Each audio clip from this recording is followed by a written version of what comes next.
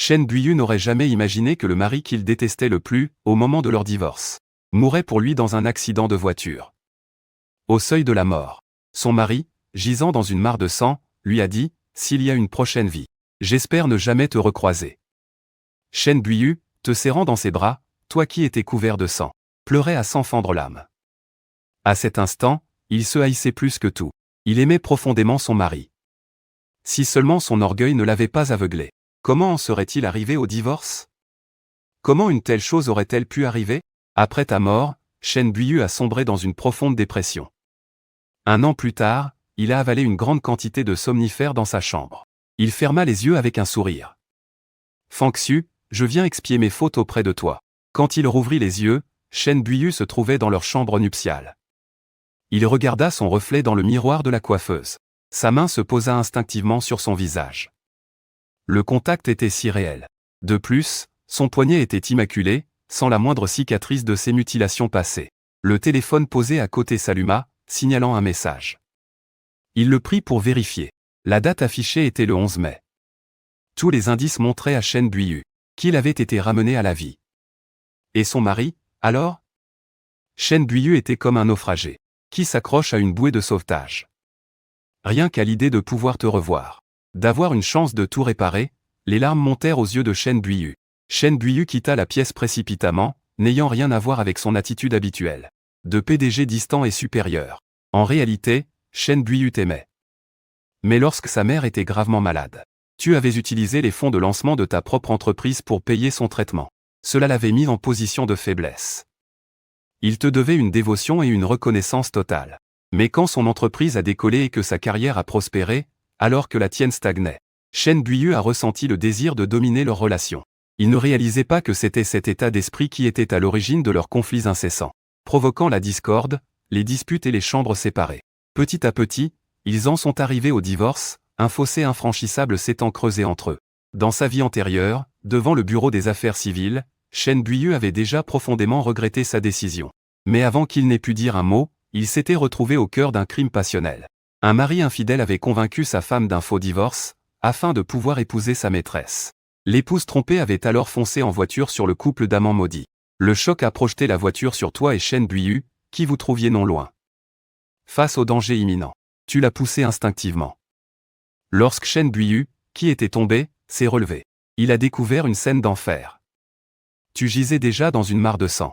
Depuis le jour où il t'a perdu, plus rien ne semblait avoir de sens. La personne qui aurait tout donné pour lui n'était plus là. Il se haïssait plus que tout. Si ce n'était pas pour ses propres actions, comment les choses auraient-elles pu en arriver là? Chen Duiyu arriva dans le salon. Il vit la personne qui hantait ses jours et ses nuits, assise sur le canapé, à quelques pas seulement. Il fixa l'homme en face de lui. La joie des retrouvailles, le remords de sa vie passée, tout explosa dans son cœur. Mais tes paroles ont ramené Chen Duiyu à la cruelle réalité. Divorçons. Regarde les papiers de l'accord. S'il n'y a pas de problème, signe. Demain, nous trouverons un moment pour aller au bureau des affaires civiles.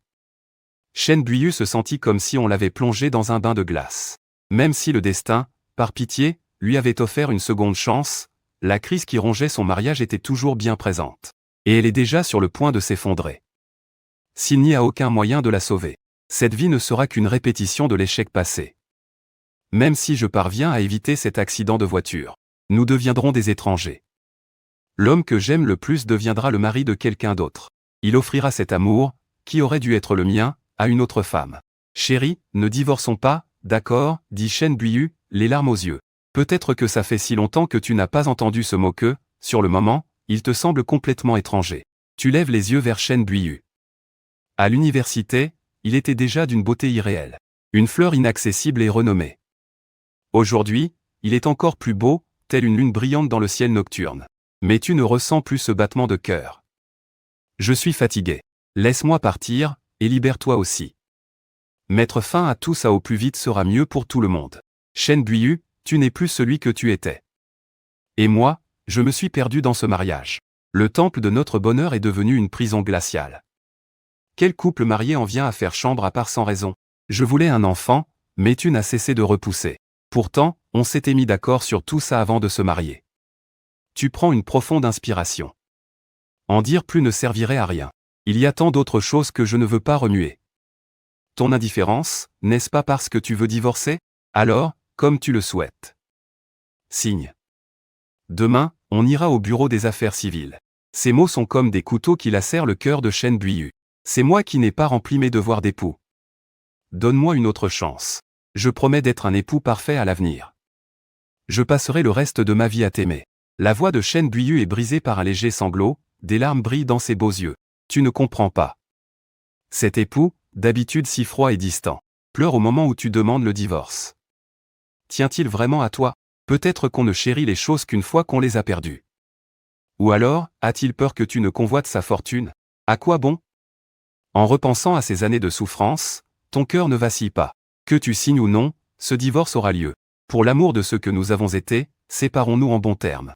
Après avoir parlé, tu laisses l'accord sur la table basse et retournes seul dans ta chambre, laissant Chen Buiyu seul dans le salon. Chacun de tes mots, il les accepte, reconnaissant avoir blessé le cœur de son amant. Peu importe le prix à payer, il doit obtenir ton pardon. Chen Buiyu ne veut plus jamais ressentir ce que c'est que de te perdre. Dans la salle de bain, tu te tiens sous la douche, laissant l'eau chaude couler sur toi. Le résultat de la confrontation de ce soir a largement dépassé tes attentes. S'il s'agissait de l'époux que tu venais de marier, tu aurais pu jurer sans hésiter qu'il t'aimait. Mais à mesure que l'entreprise grandissait, le fossé entre vous deux s'est creusé. Il a perdu sa chaleur d'antan. Conflits et guerres froides se sont succédés, transformant une vie autrefois parfaite en un véritable chaos. Reste-t-il encore de l'amour entre vous deux? Après ta douche, tu ouvres ton ordinateur portable. Tu termines quelques tâches et t'apprêtes à dormir quand on frappe à la porte. Le cœur de Chen Buiyu est rempli d'amertume. Une fois que l'amour devient un jeu, il n'y a pas de gagnant. Finalement, lui et son mari en sont arrivés à faire chambre à part, au point de devoir frapper pour entrer dans la chambre de l'autre. À part un certificat de mariage, quelle différence y a-t-il avec des colocataires? Tu ouvres la porte. Chen Buiyu porte une élégante chemise de nuit blanche. Son air distant, qu'on ne peut qu'admirer de loin, s'est beaucoup adouci, laissant place à un peu plus de chaleur. Qu'y a-t-il? Chérie, reviens dormir dans la chambre principale. J'ai déjà préparé le lit. Sa voix froide est teintée de tendresse. Si tu te souviens bien, c'est toi qui as voulu qu'on fasse chambre à part au début.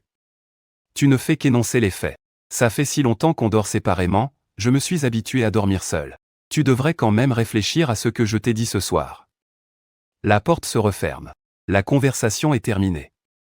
Chen Buiyu le sait. Il ne sera pas facile de réchauffer ce cœur qu'il a lui-même brisé.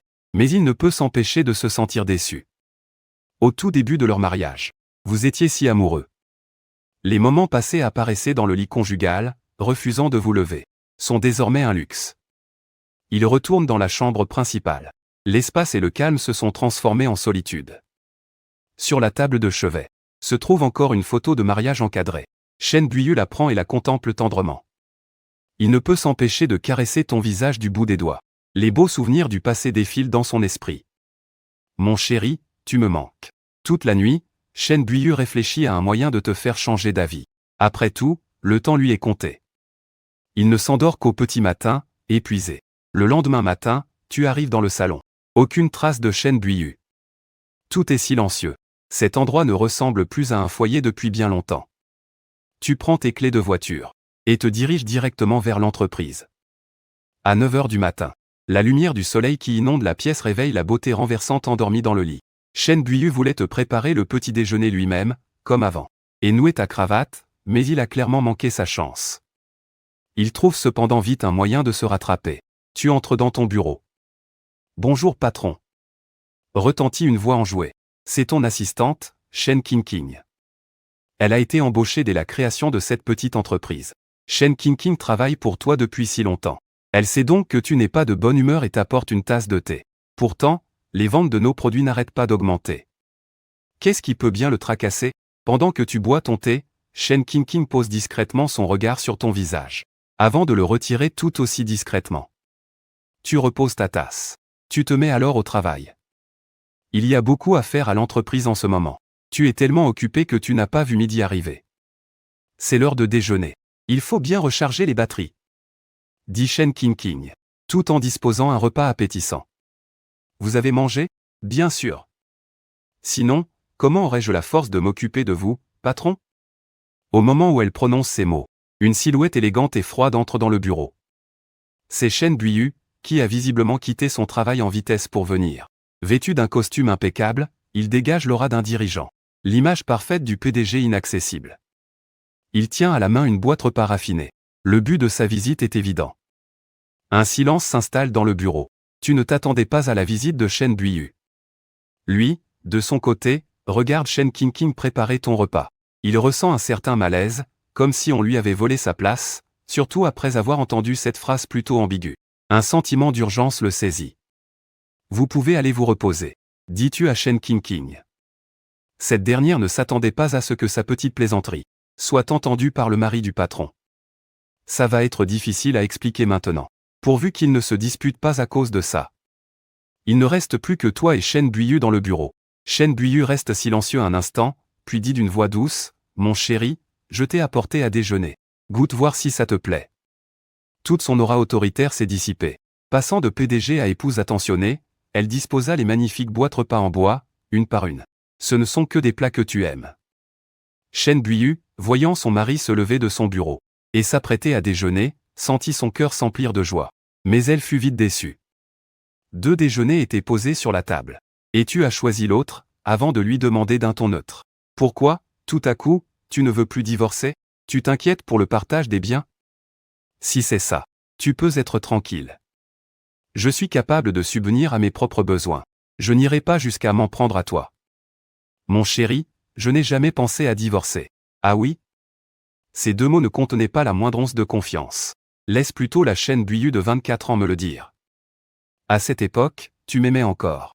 Leur problème de couple avait commencé précisément à cause de l'écart de richesse et de statut entre eux. Maintenant que sa femme avait abandonné son attitude froide, comme si elle revivait les débuts de leur amour. Si ce n'était pas pour l'argent, pour quelle autre raison cela pourrait-il être?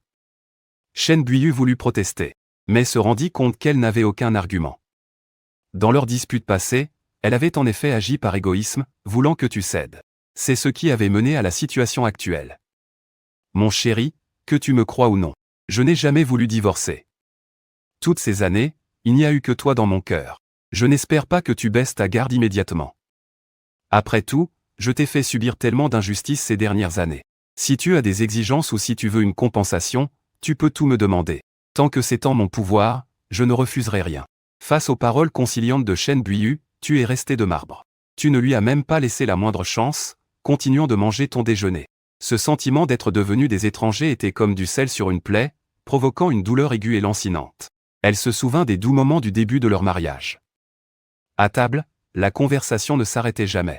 Ils se racontaient leur journée, sans jamais s'ennuyer. Parfois, tu lui mettais même de la nourriture dans son assiette, c'était si harmonieux. Mais aujourd'hui, un mot de trop et la discussion était terminée. Chen Buiyu savait que les mots ne servaient qu'à montrer ses intentions. Pour reconquérir le cœur de son homme, il fallait des actes. Après t'avoir regardé finir de déjeuner, Chen Buiyu n'eut d'autre choix que de partir. Rester plus longtemps n'aurait fait que t'irriter davantage. Mieux valait attendre le soir, à la maison, pour agir en douceur. Mon chéri, ne te surmène pas au travail. Quand il est l'heure de se reposer, il faut se reposer. Prends soin de toi. Ne t'inquiète pas pour l'argent. Après t'avoir jeté un regard plein de regrets, elle se résigna à partir. Mais pour toi, ces paroles entrèrent par une oreille et sortirent par l'autre. S'il dépensait l'argent de sa femme, il devrait sans doute endurer en silence sa violence psychologique.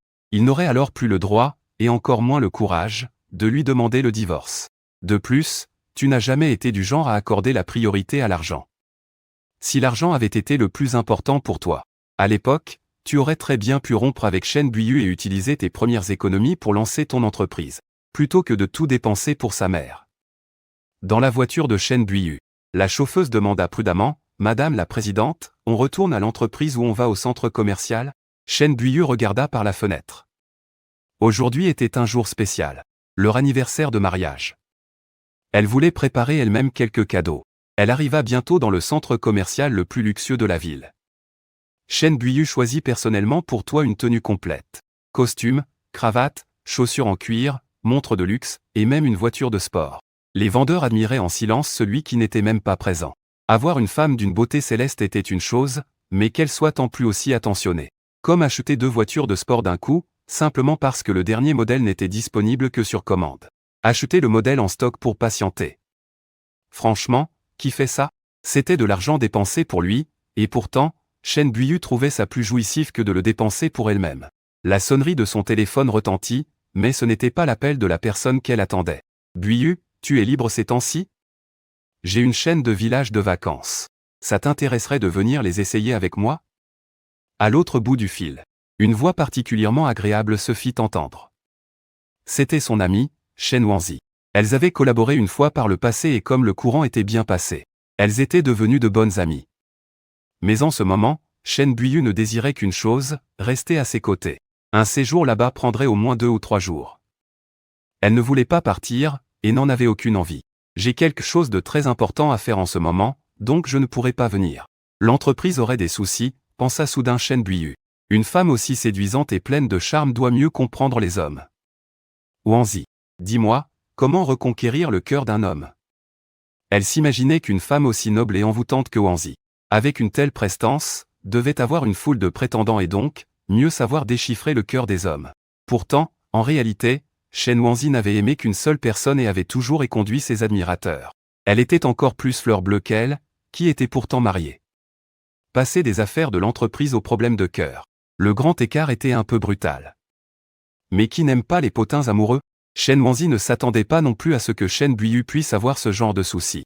Logiquement, avec une épouse d'une beauté si exceptionnelle, son mari devrait la chérir plus que tout. Serait-ce parce que la Reine des Neiges était devenue trop prévisible? Shen Wanzi a vite cerné le problème et a commencé à puiser dans sa maigre et pathétique expérience. Buiyu, ne serais-tu pas un peu trop froide au quotidien, au point que ton mari soit déçu de votre mariage? Entre mari et femme, à quoi bon jouer les prudes ou se soucier des apparences? Vous êtes l'un pour l'autre les personnes les plus proches au monde. Laisse tomber ta fierté et remplis tes devoirs d'épouse. Peut-être qu'en sentant ta tendresse, son envie de partir s'estompera peu à peu. Les mots de Shen Wanzi ont provoqué un déclic chez Shen Buiyu. Aux grands mots, les grands remèdes. Comme hier soir, quand il a refusé de dormir dans la chambre principale. J'étais complètement borné. Comme le dit le proverbe, si la montagne ne vient pas à toi, va à la montagne. S'il ne revient pas dans la chambre principale, eh bien, je peux très bien dormir dans la sienne. Tant pis si je dois forcer un peu les choses. J'attendrai qu'il soit endormi, et j'ouvrirai discrètement la porte avec le double des clés. Parfois, à trop respecter quelqu'un, on finit par ne jamais pouvoir s'en approcher. Nous ne sommes pas encore divorcés. Un mari et une femme qui partagent le même lit. N'est-ce pas la chose la plus naturelle du monde? J'ai compris. Voyant que sa petite expérience passée pouvait être utile, Shen Wanzi ne put s'empêcher de se détendre. À l'époque, quand elle se disputait avec celui qu'elle aimait, il suffisait qu'elle mette de l'eau dans son vin, qu'elle lui dise quelques mots doux et lui achète ses pâtisseries préférées, et en général, tout rentrait dans l'ordre. Shen Wanzi savait pertinemment que cette astuce ne fonctionnait qu'avec quelqu'un qui vous aime encore. Ne t'inquiète pas trop, Buiyu. Si tu prends les devants, il est impossible que ton mari reste de marbre. Votre réconciliation n'est qu'une question de temps. Même les couples les plus amoureux se disputent parfois. La différence réside dans l'attitude et la manière de gérer le conflit. Ces quelques mots de Shen Wanzi ont agi comme un véritable remontant pour Shen Buiyu, dissipant une grande partie de ses doutes. Shen Buiyu passa alors du mode sentimental au mode affaires.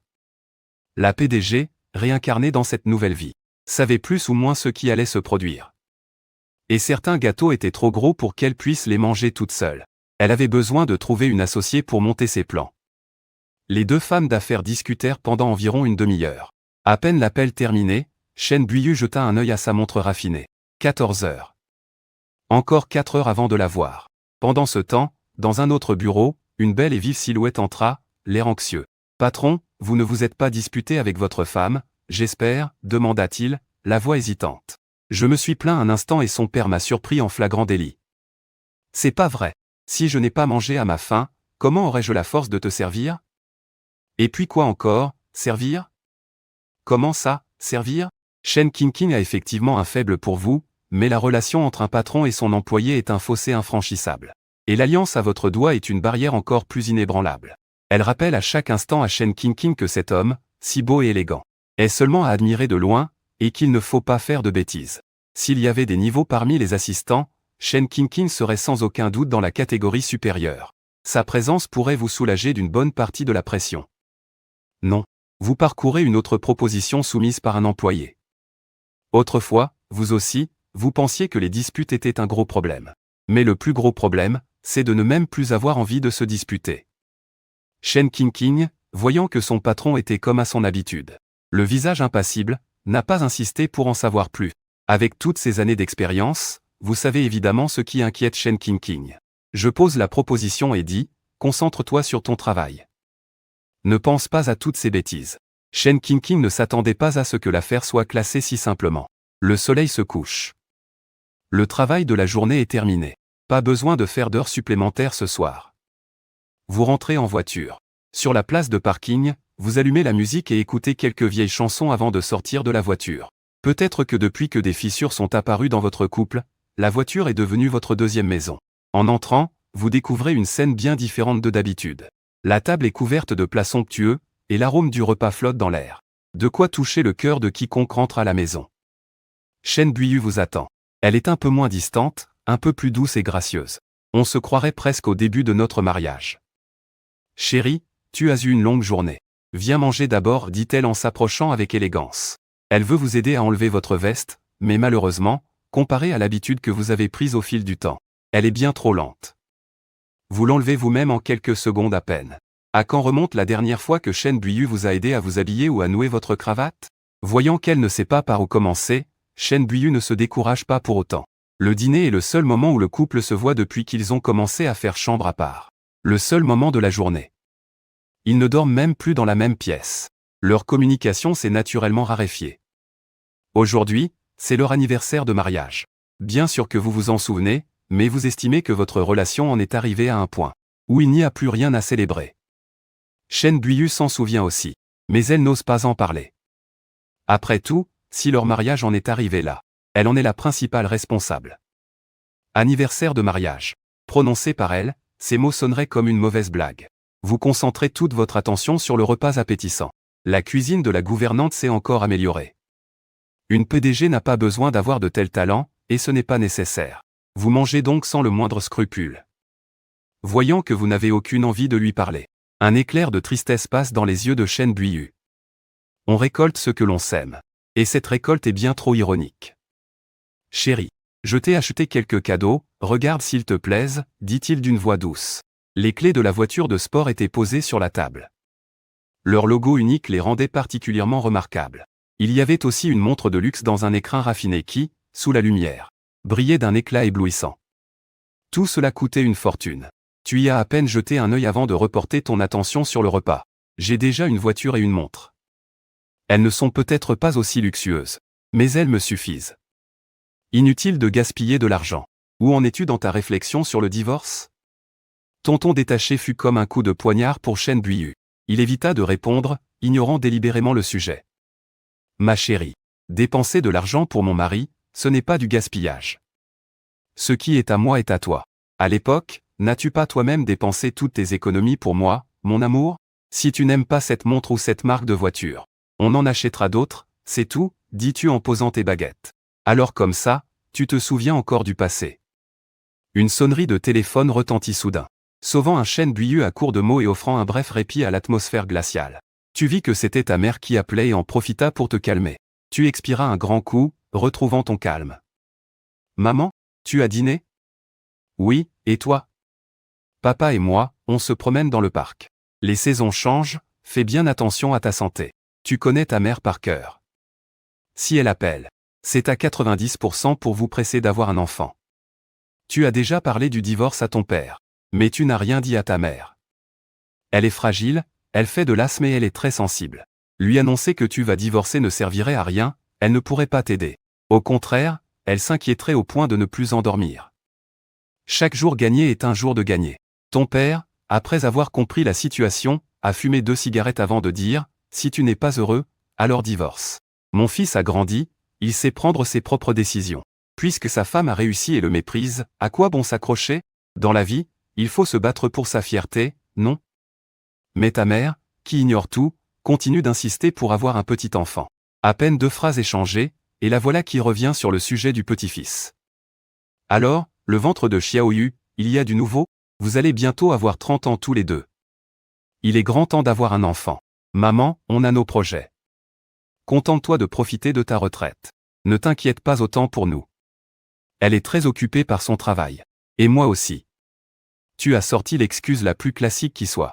Une excuse qui semble en béton, mais qui est en réalité fragile comme du papier. Pendant ce temps, Chen Buiyu écoutait attentivement la conversation entre la mère et le fils.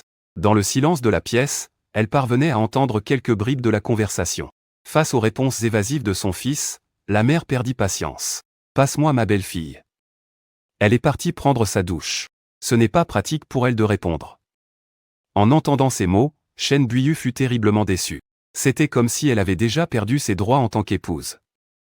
Mais toi, tu ne pensais pas avoir fait quoi que ce soit de mal. Droits et devoirs vont de pair. À l'époque, c'est toi qui avais proposé d'avoir un enfant. Chen Buiyu a refusé. Pourtant, avant le mariage, vous vous étiez mis d'accord. Si elle avait accepté, cet enfant serait déjà en train de vous appeler papa et maman. Vous n'en seriez peut-être pas arrivé au divorce.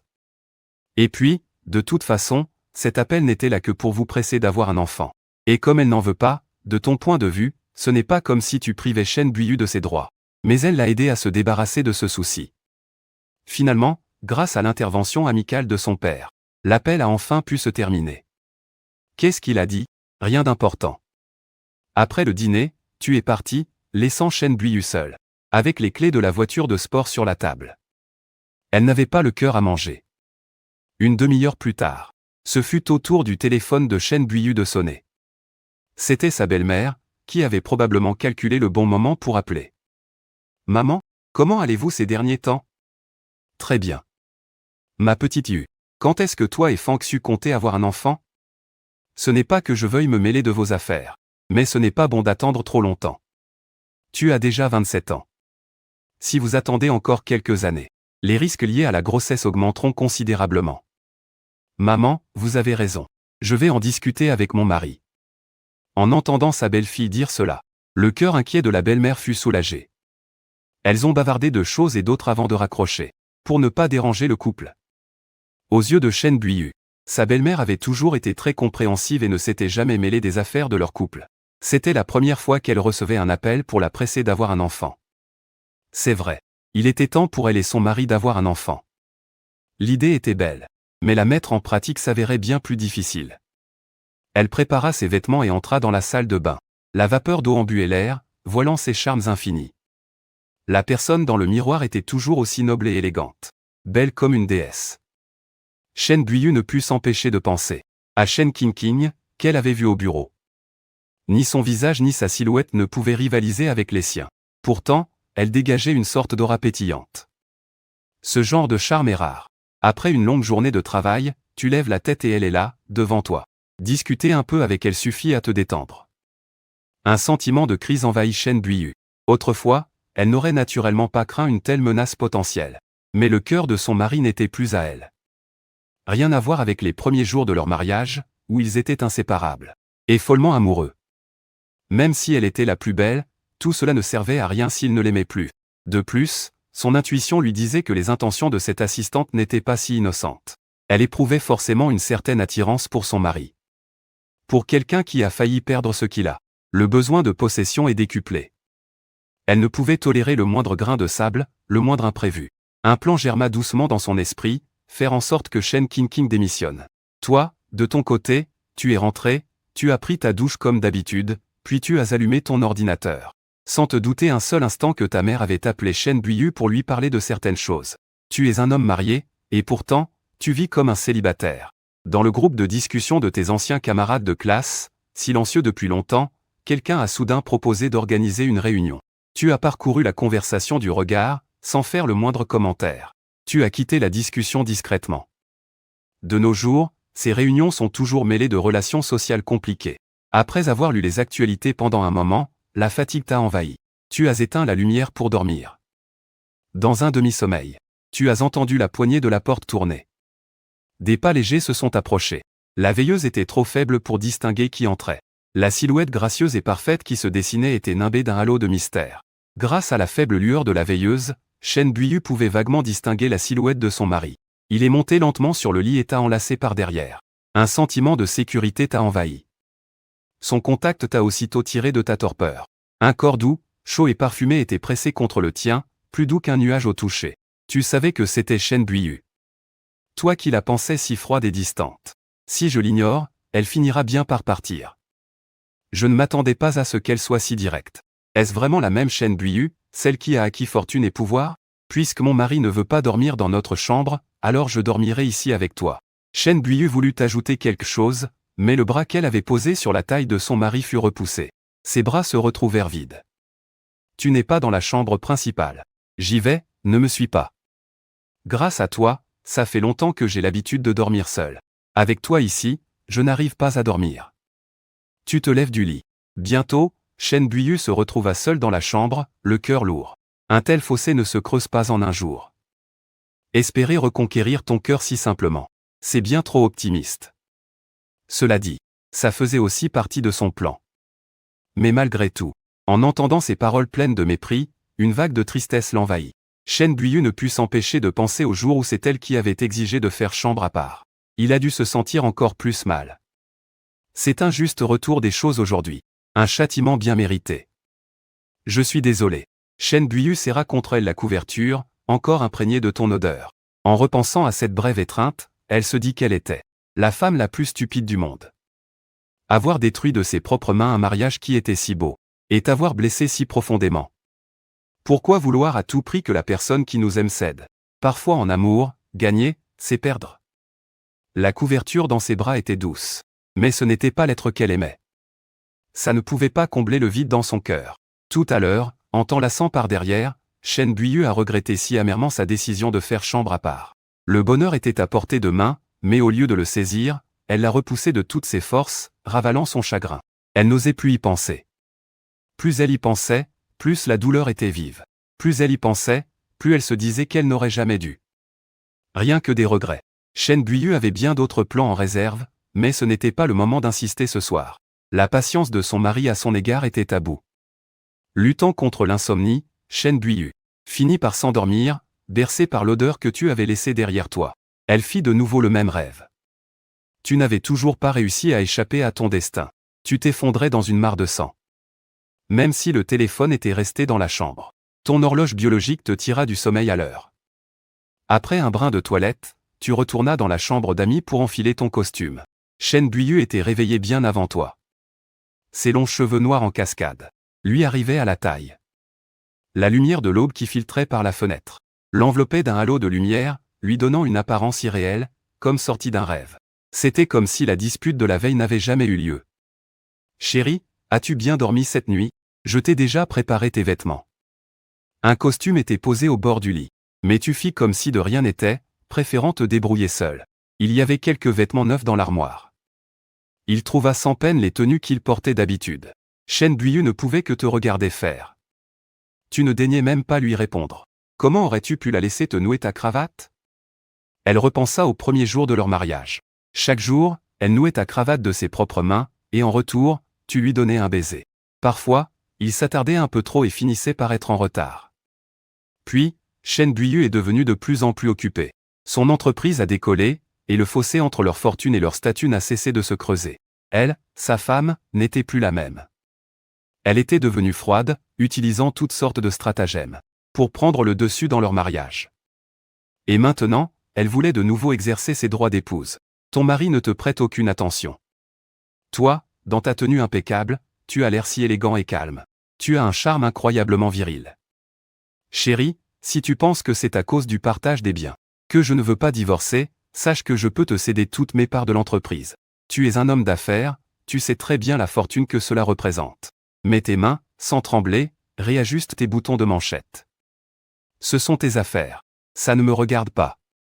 Si tu veux vraiment, alors signe les papiers du divorce de la dernière fois. Il est absolument impossible que Chen Buiyu accepte ta demande. Après le petit déjeuner, tu pars en voiture. Bonjour patron. C'est Chen Qingqing.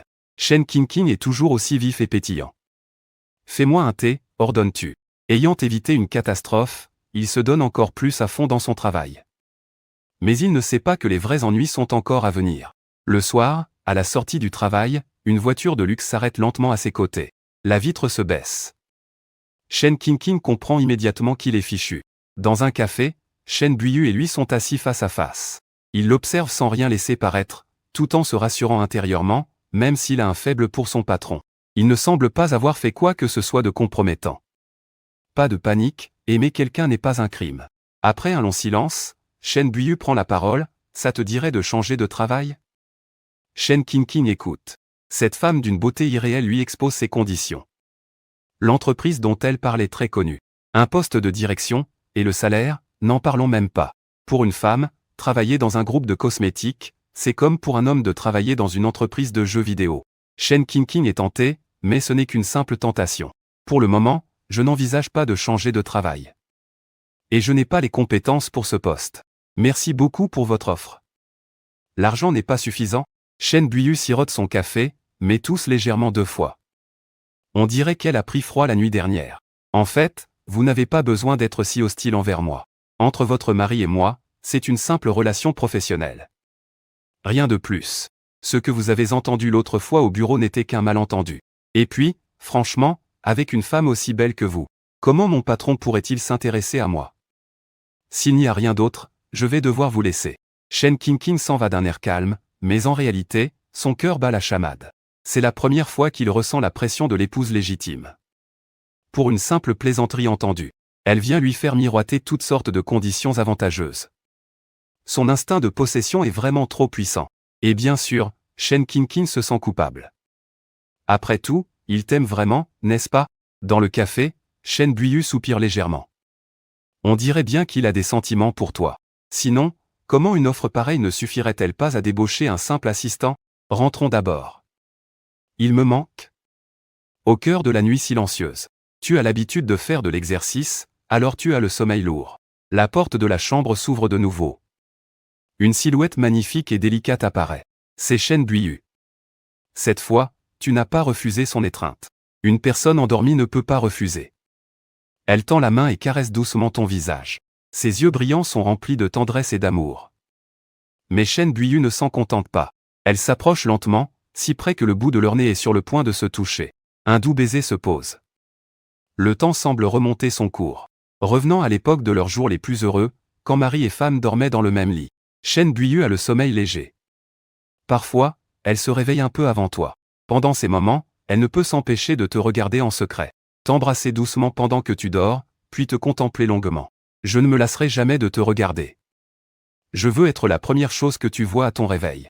Si tu me surprenais en train de t'embrasser en douce, je ne pourrais pas échapper à la punition. En y repensant maintenant, on était vraiment inséparables. Elle voulait te serrer plus fort, mais elle avait peur de te réveiller. Cette distance entre nous. Chérie, aime-moi encore une fois, d'accord? Si tu ne dis rien, je considérerai que tu es d'accord. Murmura Shen Buyu, se mentant à elle-même. C'était sa façon de chercher du réconfort. Elle n'osait pas imaginer le scénario irréversible, le divorce. Et puis, tu rencontrerais une autre femme. L'homme qui l'avait tant aimé deviendrait ainsi le mari d'une autre. Tous ces beaux souvenirs du passé seraient anéantis, comme si nous ne nous étions jamais aimés. La plus belle surprise au monde, c'est sans doute de retrouver ce qu'on a perdu, de réaliser que ce n'était qu'une fausse alerte. Et ce qui cause les regrets les plus déchirants, c'est de ne pas avoir su chérir ce qu'on avait. Ce qui t'appartenait à l'origine, mais que tu as laissé filer par ta propre faute. La nuit est profonde, la fatigue s'installe. La personne qu'elle aime est juste à côté d'elle. Shen Buyu se détendit peu à peu et sombra dans le sommeil. Cette fois, elle ne fit pas ce cauchemar où Fang Xu gisait dans une mare de sang. Au lieu de ça, c'est elle qui était piégée au milieu d'un brasier ardent. C'était insupportable. Au petit matin, tu te réveilles comme d'habitude. Tu regardes de plus près et tu vois qu'il y a quelqu'un dans tes bras. Magnifique, certes. Mais ses cheveux de soie sont un peu en désordre, humides de sueur. C'est le changement de saison, la période des grippes. Hier, Shen Buyu toussait un peu, mais tu n'y avais pas prêté attention. Le jour, elle est accaparée par le travail, et la nuit, elle doit trouver un moyen de te faire changer d'avis. À force, son corps et son esprit sont épuisés. Elle a de la fièvre. Tu fronces les sourcils. Elle se serre contre toi et ne te lâche pas. Même à travers les vêtements, tu peux sentir la chaleur brûlante de son corps élancé. Son visage d'une beauté exquise est empourpré d'une rougeur anormale. Tu poses ta main sur son front blanc comme le jade. Il est brûlant. Réveille-toi. Shen Buyu est réveillé, ses yeux clairs sont brillants et humides. Le coin de ses yeux est rougi par la fièvre. Chérie, je ne me sens vraiment pas bien. Malade, Shen Buyu est faible, docile et complètement soumise. Rien à voir avec la déesse de glace habituelle. Après toutes ces années de mariage, tu as déjà vu cette facette d'elle. Tu restes de marbre. Tu soupires. Forcément que tu ne te sens pas bien avec la grippe et la fièvre. Lève-toi, je t'emmène à l'hôpital. Le peu de lucidité qui restait à Chen Buiyu lui fit maudire sa malchance. Son plan n'avait même pas commencé qu'elle tombait malade. À ses yeux, je dois passer pour un fardeau maintenant. Il doit être encore plus indifférent à mon sort, j'imagine. La forte fièvre la rend dépendante de la chaleur de tes bras. Pas la peine d'aller à l'hôpital. Appelle le médecin privé. J'ai son numéro dans mon téléphone. Tu prends le téléphone sur la table de chevet et tu tentes un mot de passe. C'est toujours le même, les 6 derniers chiffres de notre date de mariage. Tu ouvres le répertoire et tu passes l'appel. Après que tu aies décrit les symptômes, ton interlocuteur t'assure respectueusement qu'il arrivera très vite. Bois un peu d'eau d'abord. Tu aides ta femme à se redresser sur le lit pour lui donner à boire. Partout où tu la touches, sa peau est douce et chaude. Chérie, j'ai froid. Chen Buiyu voulait plus d'attention. En entendant ça, tu te contentes de l'aider à se rallonger et de bien l'aborder. Peu de temps après, une femme médecin, professionnelle et efficace, arrive avec sa mallette et son matériel. Après avoir vérifié sa température et suivi toute la procédure d'examen, elle prescrit des médicaments et explique à son mari comment les administrer. C'est une fièvre due à la grippe, il a besoin de beaucoup de repos. Il est normal de ressentir de la somnolence après avoir pris les médicaments. Une fois les instructions données, la médecin a pris congé. Tu l'as raccompagnée, t'absentant un moment. Dans le lit, Chen Buiyu a cru que tu l'abandonnais pour aller travailler au bureau. Une personne malade est plus fragile que d'habitude, physiquement et mentalement, le cœur rempli d'inquiétude, méfiant et paranoïaque. Le Chen Buiyu d'aujourd'hui n'est plus le grand PDG inaccessible et glacial du groupe. C'est juste un homme malade et fiévreux qui veut pouvoir compter sur son mari. Qu'est-ce que tu fais? En retournant dans la chambre principale, tu vois Chen Buiyu soulever la couette, sur le point de sortir du lit. Ton ton est autoritaire, sans la moindre trace de tendresse. Chérie, tu peux ne pas aller travailler aujourd'hui, reste à la maison avec moi, d'accord? L'expression de Chen Buiyu à cet instant possède une beauté si attendrissante qu'on ne peut s'empêcher de vouloir le protéger. Dire que ce grand PDG, d'habitude si froid, a maintenant la voix pleine de supplication, comme s'il ne pouvait se passer de toi un seul instant, comme si tu étais tout son monde. Tu réalises qu'il délire complètement à cause de la fièvre. C'est le week-end aujourd'hui. Il ne se repose pas, mais toi, tu en as bien besoin. Chérie, et si on ne divorçait pas, d'accord? Après que Chen Buiyu se soit rallongé, tu jettes l'emballage vide des médicaments à la poubelle. Tu ne réponds pas à sa question. L'année de votre mariage, Chen Buiyu avait aussi eu de la fièvre. À l'époque, il s'était blotti dans tes bras, en disant qu'il voulait être avec toi pour toujours, qu'il t'aimerait éternellement. Mais au final, une fois qu'il a eu ce qu'il voulait, cet époux si doux est devenu quelqu'un d'autre. Un iceberg impitoyable et glacial. Alors maintenant, tu es immunisé. Tu ne crois pas un seul mot de ce qu'il dit. Les médicaments commencent à faire effet. Chen Buiyu se sent terriblement somnole. Il lutte pour rester éveillé, attendant ta réponse. Mais elle n'est jamais venue. Il a fini par s'endormir dans un état second. Il ne sait pas combien de temps il a dormi. Quand Chen Buiyu se réveille, il est couvert de sueur. Mais la fièvre a un peu baissé. Il se lève et regarde autour de lui. Dehors, la lueur du crépuscule filtre par la fenêtre. Un paysage qui aurait dû être magnifique. Mais qui, aux yeux de Chen Buiyu, ne fait qu'accentuer sa solitude. Car il n'y a aucune trace de toi. Il est seul dans la chambre principale. Chérie. Appelle-t-il, à tout hasard. Pas de réponse. C'est comme s'il avait été abandonné par le monde entier. Heureusement, un instant plus tard, des bruits de pas se font entendre, se rapprochant. Une silhouette élancée apparaît à la porte. Le cœur de Chen Buiyu s'apaise aussitôt. En silence, tu poses ta main sur son front. Il n'est plus brûlant. Puis tu lui apportes un bol de bouillie de riz à la viande. Tu veilles à ce que le malade finisse sa bouillie et prenne ses médicaments. Chen Buiyu n'espère même plus que tu sois comme avant, à le nourrir toi-même. Il mange et prend ses médicaments sagement. Comme à ton habitude, tu débarrasses les emballages et le bol, puis tu sors. La pièce retombe dans le silence. Quand tu sors de la douche de la salle de bain de la chambre d'amis, tu découvres que Chen Buiyu, qui était dans la chambre principale, t'a suivi. Il est assis au bord de ton lit, enroulé dans la couette, dégageant une sorte de beauté tragique et fragile. Il est terrifié à l'idée que tu puisses l'abandonner cette nuit. Même les nuits précédentes, quand il n'était pas malade, il n'arrivait déjà pas à résister au manque de toi. Sans parler de maintenant qu'il est malade et a encore plus besoin de son mari. Le médecin a dit que la fièvre pourrait remonter cette nuit. Ce soir, dormons ensemble, d'accord? Tu n'as pas envie de te disputer avec un malade. Tu prends une serviette pour te sécher les cheveux. Voyant qu'elle ne niait pas, Chen Buiyu se sentit enfin soulagé. Soudain, une sonnerie de téléphone brisa l'intimité du couple. C'était Shen Wanzi. À cet instant, il se prélassait dans une source chaude de son propre complexe hôtelier, ses cheveux de jet relevés en un chignon qui ajoutait à sa noblesse et à son élégance. La vapeur et la surface de l'eau rendaient beaucoup de choses floues et indistinctes. Son regard magnifique vagabondait, invitant à la rêverie. Chacun de ses gestes était d'une beauté à couper le souffle. D'une certaine manière, il savait mieux captiver les cœurs que Chen Buiyu. Un iceberg inflexible ne fait qu'intimider et tenir les gens à distance, les faisant se sentir inférieurs. Alors qu'une beauté fatale comme lui, un seul regard envoûtant de sa part pouvait faire chavirer les cœurs. Cette fois, Shen Wanzi était venu pour une inspection, mais aussi pour s'accorder des vacances et se prélasser dans la source chaude. N'ayant rien de particulier à faire, il décida d'appeler Chen Buiyu. Les sources chaudes ici sont excellentes. Dommage que tu ne sois pas venu.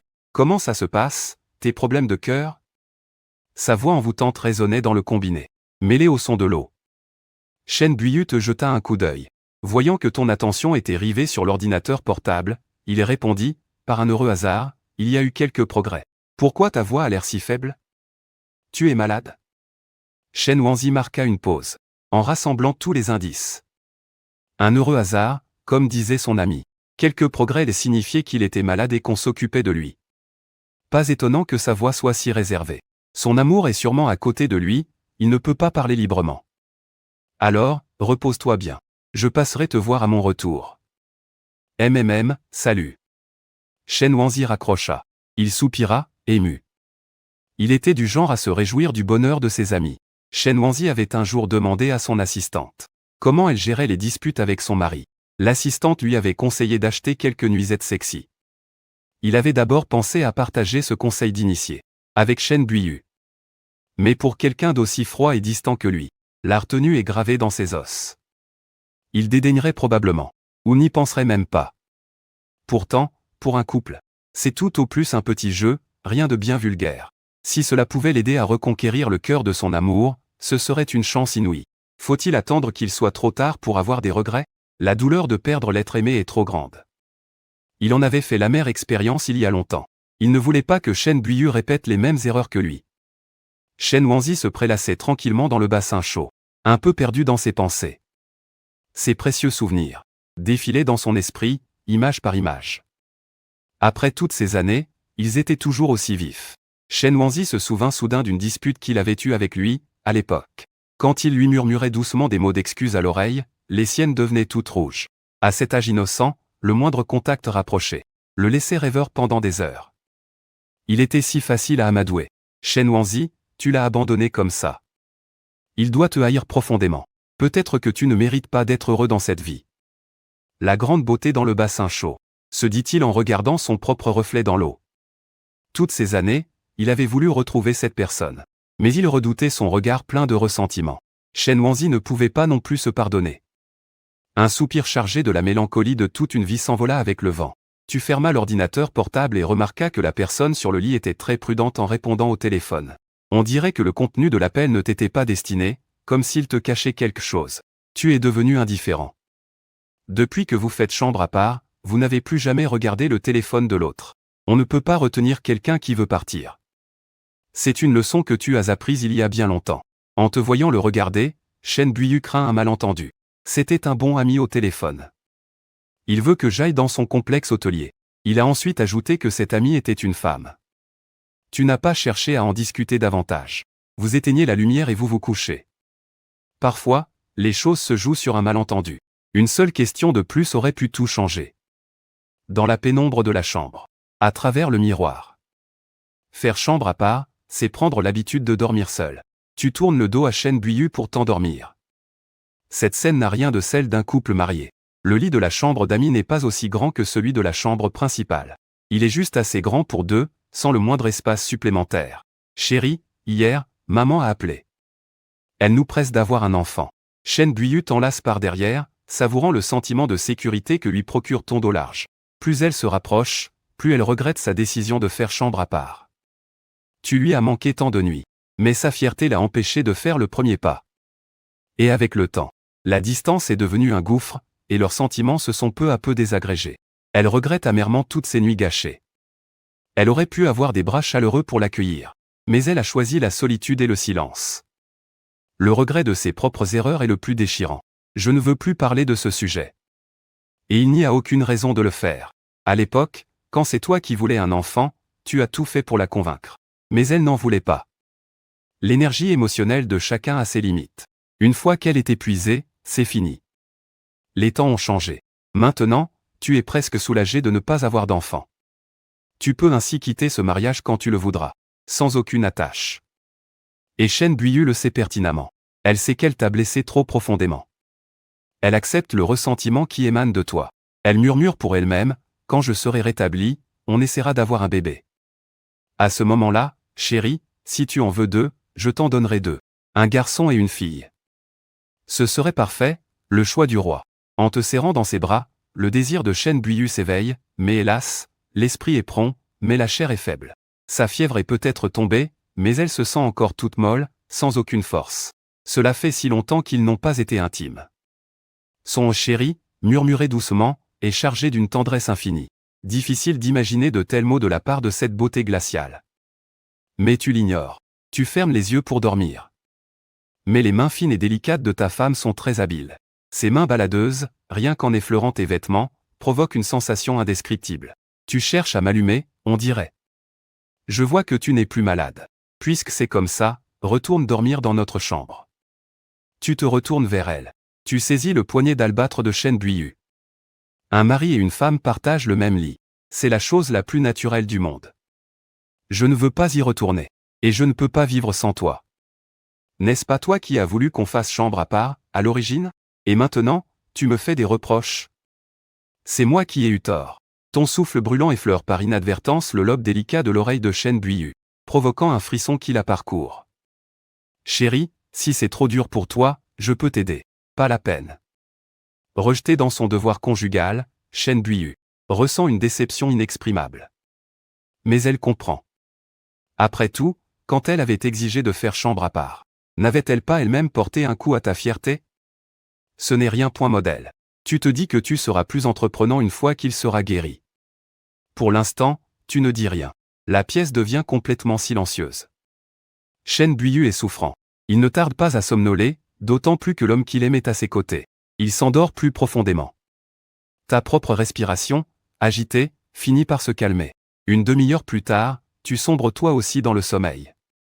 Au plus profond de la nuit, à 3 heures du matin, la forte fièvre fait son retour. Dans son délire, Chen Buiyu t'appelle, chérie. Tu te réveilles aussitôt. Tu sens son corps brûlant collé contre ton dos. Tu te retournes et, à la lueur de la veilleuse, tu vois Chen Buiyu froncer les sourcils. Son visage est anormalement rouge et son front pâle est couvert de sueur. Tu te lèves précipitamment pour allumer la lumière. Les médicaments, le thermos d'eau chaude et un verre ont été placés à l'avance sur la table de chevet, juste au cas où. Tu prends le thermos, verses de l'eau et ouvres l'emballage des comprimés, le tout d'un seul geste. Puis tu aides Chen Buiyu à se redresser pour prendre son médicament. L'homme dans tes bras hoche la tête, mu par le peu de conscience qui lui reste. Il s'étouffe en buvant l'eau. Tu lui tapotes doucement le dos pour le soulager. Si la fièvre ne baisse pas d'ici un moment, il faudra l'emmener aux urgences. Tu poses la main sur le front de Chen Buiyu. Il est brûlant. Je vais te chercher une serviette humide, attends. Alors que tu allais te lever, Chen Buiyu t'enlace. Chérie, ne va nulle part. Reste avec moi. Je ne veux plus te perdre. Ces paroles confuses cachent un secret. Mais comment pourrais-tu t'attarder sur les paroles d'une personne en plein délire? Chen Buiyu refuse de te lâcher, comme s'il serrait son monde entier dans ses bras. À cet instant, il n'y a que toi, qui puisse lui apporter réconfort et sécurité. Tu laisses son corps brûlant se blottir contre toi. Ce Chen Buiyu si collant ne semblait exister que dans un passé très, très lointain. Une fois guéri, il redeviendra sans doute comme avant. Chérie. Continue-t-il d'appeler par intermittence. Finalement, au bout d'une heure, la fièvre tombe. Tu pousses un soupir de soulagement. Tu recouches doucement Chen Buiyu, maintenant profondément endormi. Tu le recouvres bien et soupires longuement en regardant son front pâle. Après avoir vérifié plusieurs fois que sa température a bien baissé, tu n'arrives plus à trouver le sommeil. Tu prends ton téléphone. Il est 4 heures du matin. Tu fais défiler les actualités, mais il n'y a rien d'intéressant. Tu ouvres le profil de ton meilleur pote. Il est rempli de photos, toutes de la même adorable petite fille, qui a l'air si douce. Les gens de ton âge ont déjà une famille épanouie et une carrière réussie. Tandis que toi, tu stagnes, et ton mariage est un désastre. Parfois, tu te demandes ce que serait ta vie si tu n'avais jamais rencontré Shen Buiyu. Si tu n'avais pas quitté l'équipe après avoir touché ton premier pactole, tes réussites aujourd'hui seraient sans doute extraordinaires. Peut-être aurais-tu rencontré une femme douce et attentionnée. Et comme ton meilleur pote, tu aurais une fille adorable. À l'époque, quelqu'un t'avait pourtant donné un conseil. Ton copain ne sait pas que tu as gagné de l'argent. Fais comme si tu étais fauché. Si sa famille s'en sort, tant mieux. Sinon, ça ne te regarde pas. De toute façon, vous n'êtes pas mariés. Et puis, quand il sera au plus mal, tu n'auras qu'à le consoler. Il t'aimera encore plus, tu ne crois pas? Tu gardes l'argent, et tu as l'amour. D'une pierre deux coups. C'est ça. Le plan était parfait, mais tu as quand même choisi la deuxième option, et voilà le résultat. Mais tu ne vas pas t'en vouloir pour ce que tu as fait à l'époque, ça ne sert à rien. C'est ainsi que tu épiais le bonheur des autres, t'endormant en le savourant lentement sur ton téléphone. Au petit matin, c'est Shen Buiyu qui s'est réveillé le premier. Tu t'étais retourné dans ton sommeil, sans savoir quand. Juste en face de lui. La première chose qu'il a vue, c'est donc ton visage. Un sentiment de bonheur a envahi son cœur, apaisant même l'inconfort causé par la fièvre. Il a voulu tendre la main pour te toucher, mais il a eu peur de réveiller celle qu'il aime. Shen Buiyu se souvenait vaguement des événements de la nuit dernière. Ce qui l'a le plus marqué, c'est la sensation de t'avoir eu blotti dans ses bras. Plus il y repensait, plus Shen Buiyu regrettait amèrement son comportement passé. Un mari et sa femme sont censés être les personnes les plus proches au monde. Ils devraient se soutenir mutuellement, d'égal à égal. Sans faire de distinction entre l'un et l'autre, car les parents ne peuvent pas rester toute leur vie aux côtés de leurs enfants. Pour le reste de leur vie, seule la personne à leur côté connaîtra leur joie et leur peine. 9 heures. Tu t'es réveillé à ton tour. Bonjour, a dit Shen Buiyu, la voix pleine de tendresse. Mais tu n'as pas répondu. Tu as simplement tendu la main pour toucher son front. Heureusement, la fièvre était tombée. Après t'être lavé, tu lui as apporté le petit déjeuner, un porridge de viande, facile à manger et nutritif. Shen Buiyu comprenait bien que cette attention était pour le malade qu'il était, et non pour l'époux. Après avoir déjeuné et pris ses médicaments, il t'a demandé de lui apporter l'ordinateur portable qui était sur la table. Certaines affaires ne pouvaient pas attendre. Dans l'après-midi, il a reçu un appel de son petit frère, Shen Mubei. Salut grand frère. Papa et maman ont dit que tu leur manquais. Tu rentres dîner à la maison ce soir? Leurs deux familles habitent dans la même ville, et chaque week-end, Shen Buiyu rentrait dîner chez ses parents. Avant, quand vous vous disputiez, il y restait même pour de longues périodes. Mais le mariage, c'est fonder une nouvelle famille. Et si la maîtresse de maison est souvent absente, alors cette nouvelle famille est vouée à s'effondrer. Je ne rentrerai pas ce soir. Je ne me sens pas très bien. Qu'est-ce qui se passe? Demanda Shen Mubei. Tu as eu de la fièvre? Est-ce qu'elle est tombée maintenant? Le téléphone fut passé à leur mère. Shen Buiyu discuta un long moment avant de raccrocher. Mais leur mère n'était toujours pas rassurée. Elle a demandé à son fils, qui venait de rentrer, d'aller voir sa fille. Une demi-heure plus tard, le chauffeur déposa Shen Mubei. Tu étais en train de donner des instructions à la gouvernante pour le dîner. Après tout, avec une malade à la maison, il faut faire attention à son alimentation. La sonnette retentit. Tu allas ouvrir la porte. Tu ne t'attendais pas à voir ton beau-frère. Si tu es du genre calme et profond, alors Shen Mubei est de ceux qui, occupant une autre position, sont pleins d'assurance et de fougue. Où est ma sœur? Il ne l'appelait même plus beau-frère Anne. Depuis leur changement de fortune, la famille Shen avait bien changé. C'était comme si Shen Buiyu avait oublié toute l'aide que tu leur avais apportée. Ou plutôt, comme si leur immense gratitude s'était muée en rancœur, refusant d'admettre leur misère passée. Ils te méprisaient désormais. Elle est à l'étage. Elle a eu de la fièvre hier. Shen Mubei se précipita à l'étage. Il vit Qingji au lit, le visage blême. Elle avait bien plus mauvaise mine qu'avant. Il s'approcha rapidement. Petit frère, qu'est-ce que tu fais là? C'est maman qui m'envoie. Ça va mieux, grande sœur? Tu ne veux pas qu'on retourne à l'hôpital? Non, ce n'est pas la peine, la fièvre est tombée. Shen Mubei regardait Qingji, si faible et malade. Son cœur se serra, mais il ne savait comment exprimer son inquiétude, lui qui était d'habitude si autoritaire. Il t'a interpellé d'un ton accusateur, c'est donc comme ça que tu prends soin de ma sœur? Ah, je vois que mes paroles te font réagir. Tu oses prendre tes grands airs avec moi? Quel ingrat! L'atmosphère dans la chambre est devenue glaciale en un instant. La tension était palpable. Le monde est vraiment plein de surprises. Certains rendent au centuple la moindre gentillesse, mais pour d'autres, une grande faveur se transforme en haine. Ils se retournent contre toi sans pitié. Tu es quelqu'un de bien, mais tu n'as pas de chance. Et tu es tombé sur la deuxième catégorie. En principe, dans un couple, si un problème vient de la famille de l'épouse, c'est à elle de s'en occuper. Et si ça vient de la famille du mari, c'est à lui de le gérer. C'est le secret d'un mariage qui dure. Mais tu ne t'attends pas à ce que Shen Buyu prenne ton parti, et tu n'as aucune intention de le ménager. Shen Mubei, tu as pris de l'assurance, dis-moi. Tu ne connais même pas les règles de politesse les plus élémentaires? Même pas un beau-frère? Avant, ça sortait tout seul, non, tu débarques chez moi pour me faire un interrogatoire. À t'entendre, on croirait que je suis un domestique de la famille Shen. Tu n'es pas en position de me faire la morale. Même ta mère n'oserait peut-être pas me parler sur ce ton. Ton visage est glacial. On dit que la haine pour le meurtrier de son père est implacable. Mais qu'en est-il de la bonté d'une mère? Une dette si grande qu'on ne pourrait la rembourser même en travaillant comme une bête. Shen Mubei a de l'arrogance à revendre. Mais il reste sans voix. Avant, par respect pour Shen Buyu, tu le ménageais un minimum. Mais maintenant que vous en êtes arrivé là, les ponts sont coupés. Qu'est-ce que tu as à dire pour ta défense? En quoi est-ce que j'ai tort? Maintenant que tu as ce que tu veux, tu oublies comme tu étais serviable à l'époque. Tu t'avances de 2 pas et l'interroges sans pitié. Shen Mubei, le souffle coupé, ne trouve rien à répondre. Ce qui est injuste est injuste. Il se tourne vers Shen Buyu et dit, « Sœur, puisqu'il est incapable de prendre soin de toi, rentrons à la maison. Tu n'as pas à subir ça ici. Attends. » En entendant ta voix, Shen Mubei ricane intérieurement. Il commence à paniquer. Regarde-toi un peu. Dans quel état tu es? Tu penses vraiment mériter ma sœur? Dans ce mariage où la femme est le pilier et l'homme l'inférieur, il a toujours supposé que tu étais le soumis, celui qui doit baisser la tête. Mais tu n'as jamais manqué de fierté.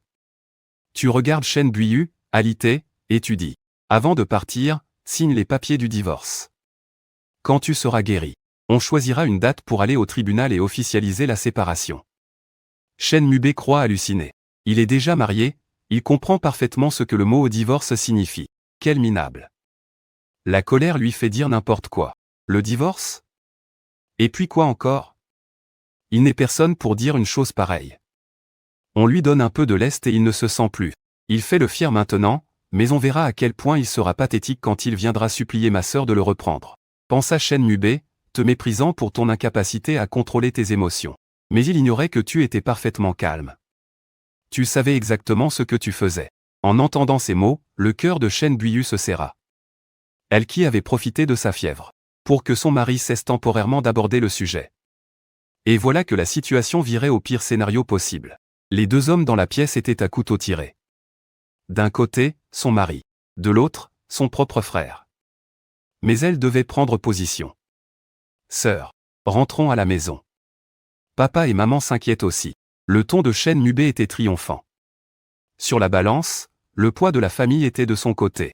Mubei, la plupart des gens choisissent leur famille avant la raison. Mais vous êtes tous les 2 ma famille. Il est temps d'être raisonnable. Ton beau-frère s'occupe très bien de moi. Il m'apporte ma bouillie, de l'eau. La nuit dernière, quand ma fièvre est remontée, il s'est levé en pleine nuit pour s'occuper de moi. Et je sais que tu t'inquiètes pour moi. Mais tu ne devrais pas t'en prendre à ton beau-frère sans raison. Il a raison. Ce n'est pas n'importe qui. Tu dois le respecter. Si tu ne comprends toujours pas, alors je vais te l'expliquer sous un autre angle. Toi aussi, tu as fondé une famille. Est-ce que tu aimerais que je me mêle des affaires de ton couple? Voudrais-tu que j'aille voir ta femme et que je lui demande des comptes sur un ton condescendant? L'image triomphante que Shen Mubei s'était imaginée. Celle où, une fois ta colère passée, tu réaliserais ton erreur et viendrais le supplier à sa porte, vola en éclats. Comment est-ce possible? Pourquoi ma sœur a-t-elle changé d'avis si radicalement? Grande sœur, comment peux-tu prendre son parti? C'est nous, ta famille. Mubei, tu penses que je trahis mon camp, c'est ça? Très bien, je vais passer un coup de fil tout de suite. Je vais t'insulter ta femme sans aucune raison. Si on se dispute, tu prendras parti pour qui? L'assurance de Chen Mubé s'effondra. Sa propre femme était enceinte. Elle ne supportait pas la moindre contrariété. La réponse à la question qui aider était évidente. Chen Buiyu s'éclaircit la gorge, sa voix se fit un peu plus détendue. C'est toi qui es en tort dans cette histoire, présente tes excuses à ton beau-frère. Mais Chen Mubé était habitué à sa supériorité depuis des années. Il ne baissait la tête que devant ses parents et son unique sœur. Pour lui, sa fierté valait plus que de l'or. Surtout en voyant ton air indifférent. La rage montait en lui. Moi, m'excuser auprès de lui? Pour qui il se prend? Il gagne combien par an, ce type? Mais toi, tu étais vraiment indifférent. Que Chen Buiyu parte ou non, cela t'était égal. Prends soin de toi, ma sœur. Chen Mubé lança cette phrase et partit précipitamment. En te croisant, il affichait encore un visage fermé. Quelqu'un qui ne saurait pas, aurait pu croire que c'était lui qui t'avait sauvé la vie. Quand Chen Mubé rentra chez lui, c'était l'heure du dîner de famille. Ses parents étaient là. Sa mère, Wang Yun, demanda « La fièvre de ta sœur est-elle tombée? Comment va-t-elle » Chen Mubé raconta toute l'histoire. Mais il insista lourdement sur le fait que tu voulais divorcer et sur la façon dont Chen Buiyu prenait ton parti. À l'entendre parler, on aurait dit que tu étais à deux doigts de fouetter Chen Buiyu. Et que Chen Buiyu souffrait le martyre. Mais qu'elle continuait malgré tout à plaider en ta faveur. Pour eux, ils se persuadaient depuis longtemps que la dette qu'ils avaient envers toi avait été remboursée en te donnant leur fille en mariage. Maintenant, il leur semblait que tu abusais de leur gratitude. C'était vraiment trop insultant. Il veut divorcer? Il croit vraiment que personne ne voudra de ma fille? La voix de Wang Yun était pleine de colère. Maman, ne te mets pas dans tous tes états. Il dit juste ça comme ça, ce pauvre type. Comment pourrait-il oser divorcer de ma sœur? C'est juste un bluff pour se faire désirer. Il profite du fait que ma sœur l'aime. Attends que Xiaoyu soit guéri. La prochaine fois qu'il viendra, je lui parlerai sérieusement. La colère de Wang Yun était à 90% dirigée contre toi. Le reste était dû au manque de jugement de sa fille. Comment pouvais-tu te comparer à son propre fils? Une fois Chen Mubé parti, dans la chambre. Il ne restait plus que Chen Buiyu et toi. Tu n'avais pas envie de parler. Tu te tournas et te dirigea vers la porte. Chen Buiyu eut peur que tu ailles chercher les papiers du divorce. Oubliant la faiblesse due à sa maladie, elle se leva aussitôt du lit. Chen Buiyu. Au moment où tu allais franchir la porte, elle t'enlaça par derrière. Mon chéri, ne sois pas en colère. Plus tard, je demanderai à Mubé de te présenter ses excuses. Ou alors, tu peux me frapper, m'insulter, tout ce que tu veux. Tant que tu ne divorces pas de moi. Lâche-moi. Une phrase si neutre qu'on ne pouvait y déceler aucune émotion. La voix de Chen Buiyu, chargée d'émotion, me parvenait de derrière. Ne pas pouvoir voir son visage me rendait anxieux. Tous les mots me semblaient vains. Je vais appeler Mubé tout de suite pour qu'il te présente ses excuses. Tu sens comme un vide derrière toi et sors directement de la chambre. Derrière, tu entends le son d'une conversation téléphonique. Sans y prêter attention. Dans le bureau, propre et bien rangé. Il n'y a même pas un cendrier. Parfois, les gens. Ne pas avoir de mauvaises habitudes n'est pas forcément une bonne chose. Même une chaudière en acier a besoin d'une soupape de sécurité. Alors que dire d'un être humain de chair et de sang? En fait, tu as déjà essayé de fumer. La première bouffée n'était qu'étouffement et tout, sans aucun plaisir. Environ une demi-heure plus tard, un message d'excuse sans aucune sincérité est arrivé sur ton téléphone. Les mots étaient si négligemment choisis. Tu y as jeté un coup d'œil avant de l'effacer, puis tu as tourné ton regard vers les nuages blancs qui flottaient au dehors. Personne ne sait à quoi tu penses. On dit toujours que la sœur aînée est comme une mère. Et c'était bien le cas dans la famille Chen. Avant, leurs parents étaient très occupés. Chen Mubé était la plupart du temps sous la responsabilité de Chen Buiyu. C'est pourquoi, même aujourd'hui, Chen Mubé écoute encore plus ou moins ce que dit Chen Buiyu. Entre la réticence et les excuses, il a choisi de présenter des excuses à contre-cœur, juste pour la forme. Dans la chambre principale, Chen Buiyu, qui venait de raccrocher, attendait en vain son mari. Le cœur rongé par l'anxiété, elle savait qu'elle n'était pas encore complètement guérie. Au moins, son mari n'allait pas la forcer à signer les papiers maintenant, ni traîner l'affaire au tribunal. Mais une fois guéri, que se passerait-il? Une simple fièvre ne pouvait le retenir que quelques jours. Plus elle y pensait, plus la panique l'envahissait, elle se sentait complètement démunie. Poussée dans ses derniers retranchements, Chen Buiyu en vint à penser à faire en sorte que sa maladie dure un peu plus longtemps. Une idée folle. Il y a des choses bien plus cruelles au monde qu'une simple fièvre. C'est de perdre à nouveau quelque chose que l'on venait de retrouver. C'était comme être plongé en enfer. personne à qui confier la détresse qui rongeait son cœur. Elle n'eut d'autre choix que d'appeler Chen Wanzi pour lui parler de ce conflit entre membres de sa propre famille. À l'autre bout du fil, Chen Wanzi réfléchit un long moment. Buiyu, se marier, c'est construire une nouvelle famille avec la personne que l'on aime. Si tu ne donnes pas la priorité à cette nouvelle famille, sa destruction n'est qu'une question de temps. Même dans les affaires de succession, le conjoint est prioritaire sur les frères et sœurs. Dans la vie, on peut rarement avoir le beurre et l'argent du beurre. Puisque tu dois choisir, choisis ce que tu veux vraiment. N'hésite pas. Alors que Chen Wanzi en arrivait à ce point de la conversation, sa voix séduisante se teinta soudain d'une pointe de tristesse, comme si elle passait du statut d'observatrice à celui de protagoniste. Elle n'a pas de petit frère, elle est fille unique. Mais le choix auquel elle a été confrontée à l'époque était encore plus cruel que celui de Chen Buiyu aujourd'hui. Bien plus difficile. En réalité, il suffit de bien réfléchir à la question pour trouver la réponse. Une fois grands, frères et sœurs fondent leur propre famille, et le centre de leur vie devient ce nouveau foyer. Tu fais du tort à ton mari pour lui, mais lui ne sera pas forcément prêt à faire du tort à sa femme pour toi. Bref, ne parlons plus de ça. Je m'ennuie toute seule au village de vacances. Je rentre demain. Tu vas un peu mieux? Envoie-moi l'adresse, je passerai te voir. Et elle a raccroché. Profitant du temps qu'il restait avant le dîner, il s'est discrètement rendu dans la salle de bain attenante. Pour prendre une douche. En général, tu es trempé de sueur à cause de la fièvre. Te changer suffira amplement. N'essaie même pas de prendre une douche. Même avec de l'eau tiède, tu risquerais de prendre froid. C'est seulement à l'heure du dîner que tu as enfin daigné te montrer. Toujours là pour le presser de manger sa bouillie et de prendre ses médicaments. Mais quand tu as vu le pyjama que portait Chen Buiyu, tu as froncé les sourcils. Tu as pris une douche? D'habitude si froid et distant, tel un iceberg. Chen Buiyu n'a même pas osé croiser le regard sévère de son mari. J'étais tout en sueur, c'était collant. Tu n'arrivais pas à croire que Chen Buiyu irait jusqu'à faire exprès de ne pas guérir. Juste pour te retenir. Quelle différence avec ces ex qui se tailladent les veines à la moindre rupture? C'est de la pure folie. Au début de votre mariage, tu aurais peut-être envisagé cette possibilité. Mais maintenant. PFF. Prendre une douche exprès juste après que la fièvre soit tombée. Après le dîner, j'appelle tout de suite ton médecin personnel pour qu'il repasse. D'accord. L'ambiance dans la chambre est soudainement devenue glaciale. Le bel homme, docile sur le lit, se faisait réprimander sans oser contredire son mari. Avant la tombée de la nuit, la femme médecin, très compétente, est repassée. Elle lui a prescrit quelques médicaments adaptés à son état, lui a donné ses instructions, puis est partie.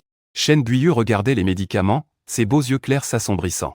Ce n'était pas à cause de l'amertume. Rien n'est plus amer que de perdre celui qu'on aime.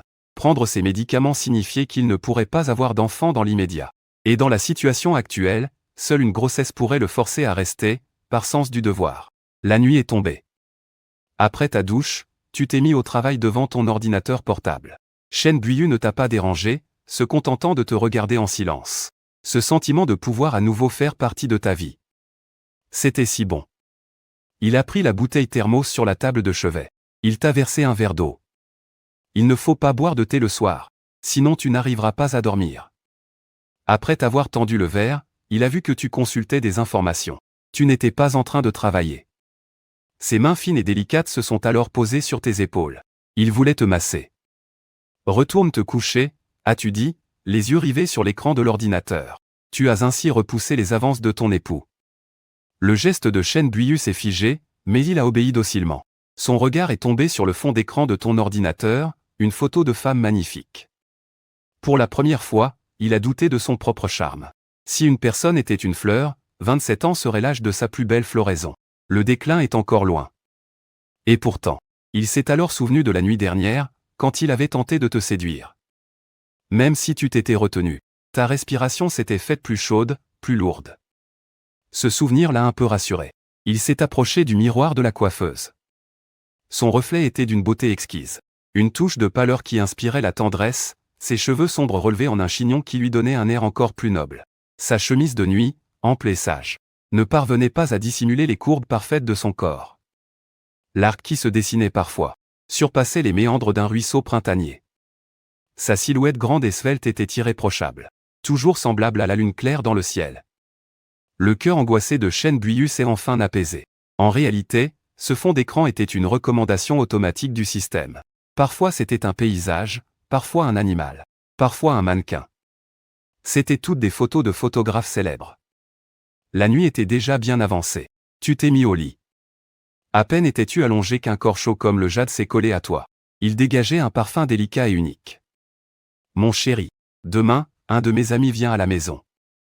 Fais comme tu veux. Peut-être que cette réponse désinvolte était due à l'image de ce mannequin choisi au hasard. L'esprit de compétition de Chen Buiyu en tant qu'épouse s'est réveillé. Contre toute attente, elle s'est levée, puis s'est penchée sur ta joue alors que tu lui tournais le dos, et y a déposé un tendre baiser. Tu venais juste de fermer les yeux pour t'endormir. La nuit dernière t'avait épuisé.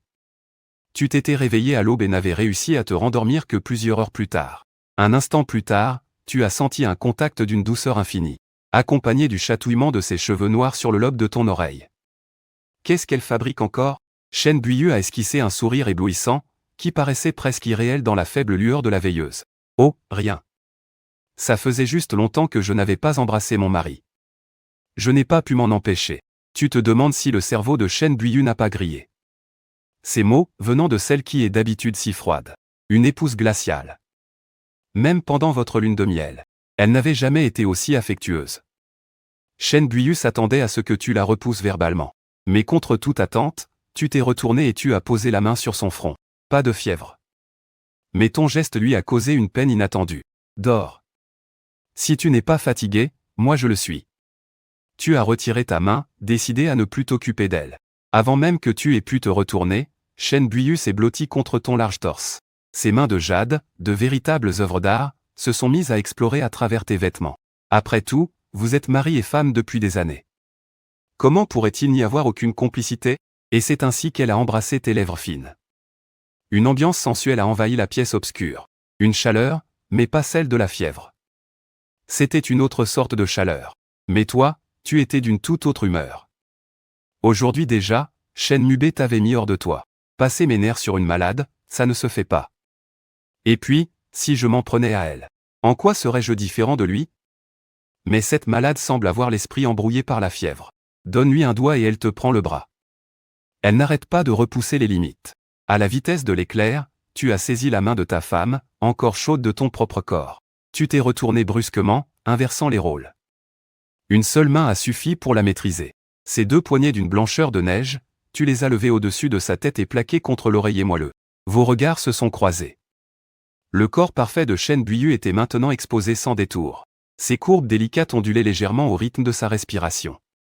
Son visage sublime n'était plus pâle. Une rougeur le nuançait, la rendant extraordinairement séduisante.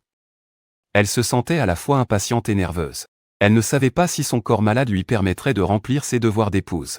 Mais tant que son mari le désirait, elle était prête. Après tout, cela faisait si longtemps qu'elle n'avait pas rempli ses devoirs conjugaux. Quelle épouse indigne je suis! 1000 pensées traversaient l'esprit de Chen Buiyu. Elle ferma lentement ses yeux remplis de tendresse, offrant une vision séduisante, comme une invitation.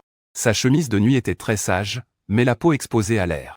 Son cou de cygne, d'une blancheur immaculée, était une tentation silencieuse.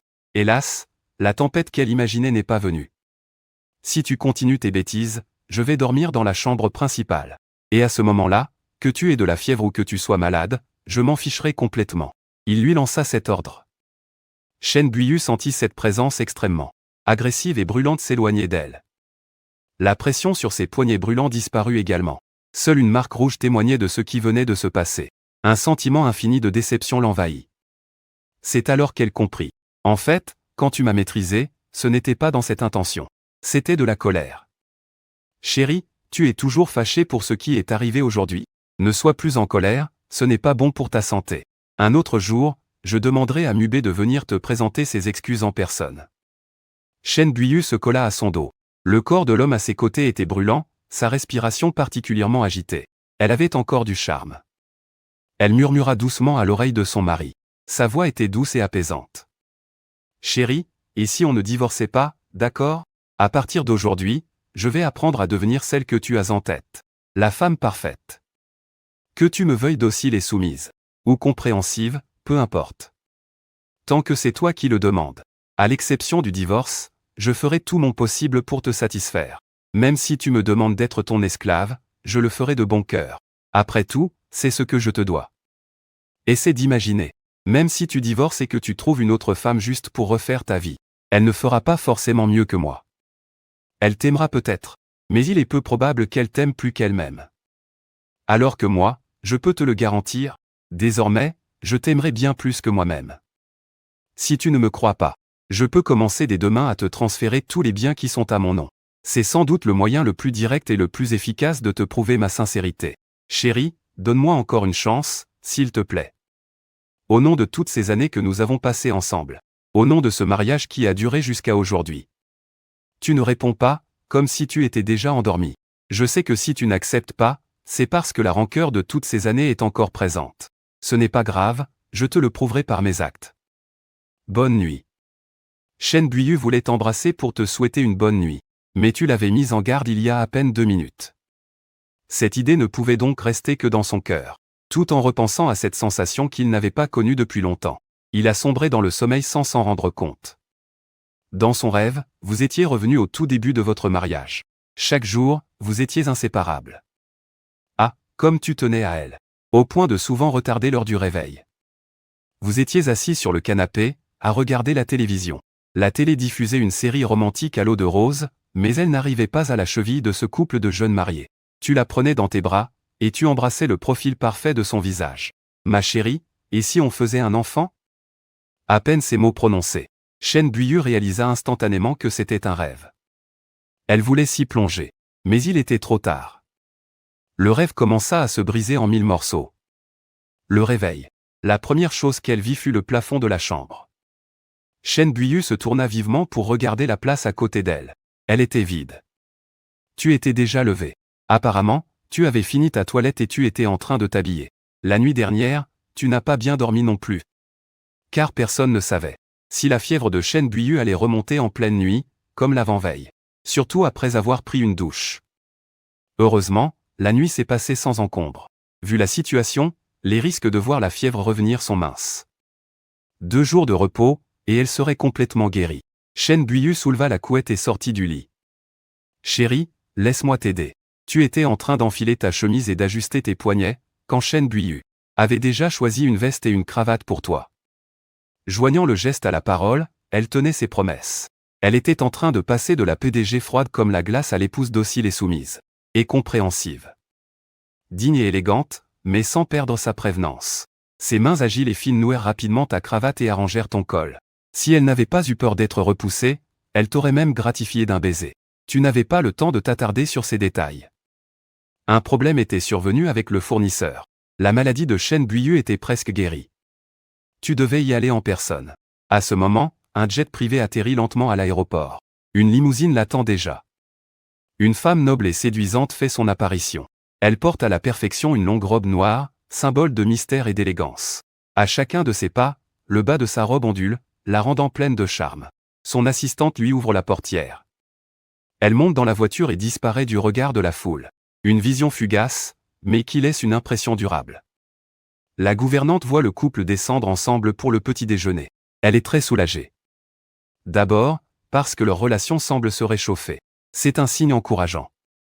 Ensuite, parce que son emploi est sauf. Si le couple continuait à se disputer ainsi, la gouvernante craignait qu'il ne divorce sur un coup de tête. Son travail bien payé serait alors en grand danger. Chen Buiyu a pris la place de la gouvernante. Elle a servi un bol de porridge de millet à son mari.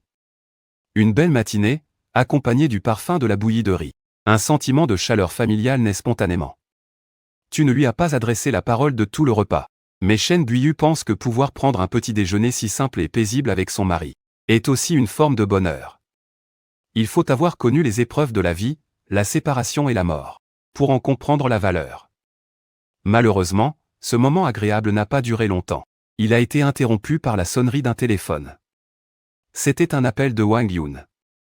Maman, Xiaoyu, est-ce que tu te sens mieux? La conversation entre la mère et la fille parvient à tes oreilles. Tu t'arrêtes de manger ton porridge. Sans raison, tu repenses au SMS d'excuses de Chen Mubei. Tu as le vague pressentiment que si sa mère appelle cette fois, ce n'est peut-être pas seulement pour demander si sa fille est malade. Bien sûr, tu ne nies pas l'inquiétude et l'amour de sa mère pour sa fille. Certaines choses relèvent simplement de l'intuition. Wang Yun. Dans ta tête, l'image d'une dame alitée te traverse l'esprit. Au début de votre mariage, elle n'arrêtait pas de t'appeler son au bon gendre.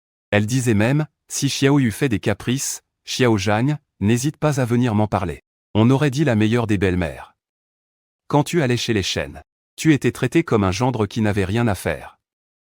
Mais tout a commencé à changer quand la famille Shen a gagné en puissance. Tout a changé. Le bon gendre est devenu Fang Xu, appelé par son nom complet. Ton beau-père, avec qui tu buvais et discutais, est devenu froid et silencieux. Le cœur des hommes est insondable. Le cœur des hommes est vraiment insondable. Cette fois, son fils chéri a été forcé de s'excuser auprès de toi. Penses-tu qu'elle va laisser passer ça? Tu es sûr à 100% qu'elle ne le supportera pas. En mangeant ton porridge, tes pensées te bloquent l'appétit. Shen Buiyu pose momentanément son téléphone et sert un autre bol de porridge de millet à son mari. Allô, Xiaoyu, où étais-tu passé? Je servais un bol de porridge à Fang Xu, maman. Continue, je t'écoute. Shen Buiyu aussi trouvait que ses parents lui manquaient. Une bonne amie vient aujourd'hui. J'irai vous voir demain. Dans la famille Shen, le plus choyé n'était pas Shen Mubei. C'était elle, la fille aînée. Née à une époque où l'amour de ses parents était à son apogée, elle a naturellement reçu plus d'amour. À l'autre bout du fil, Wang Yun entend sa fille te servir personnellement du porridge, et une colère sourde monte en elle. N'avez-vous pas une gouvernante? Et puis, vous êtes des adultes, non? Il n'est même pas capable de se servir un bol de porridge tout seul? Il a les bras cassés ou quoi? Dans l'esprit de sa famille, tu as toujours été un profiteur qui a épousé une femme d'un milieu bien supérieur. Tu ne la mérites pas, un point c'est tout. Et maintenant, tu oses laisser sa fille te servir de ses propres mains. Il se prend pour l'empereur, ou quoi? Pas étonnant que sa fille revienne si souvent dormir à la maison. C'est donc comme ça qu'il la traite, comme une servante. Autant qu'il divorce. De toute façon, la famille est riche. Sa fille n'a que 27 ans. C'est l'âge où une femme est la plus belle et la plus charmante. Elle n'aura aucun mal à trouver un homme digne d'elle. Au pire, on peut toujours trouver une solution. Une fois que Xiaoyu sera rétablie, elle rentrera à la maison. J'ai quelques trucs à voir avec toi. Comment va papa en ce moment, lui? Il n'a pas grand-chose à faire. Il va à la pêche, s'occupe de ses fleurs. Si tu savais ce que Wang Yun a en tête, tu serais sidéré. Même les pires crapules, quand elles sont assez stupides, peuvent finir par faire une bonne action.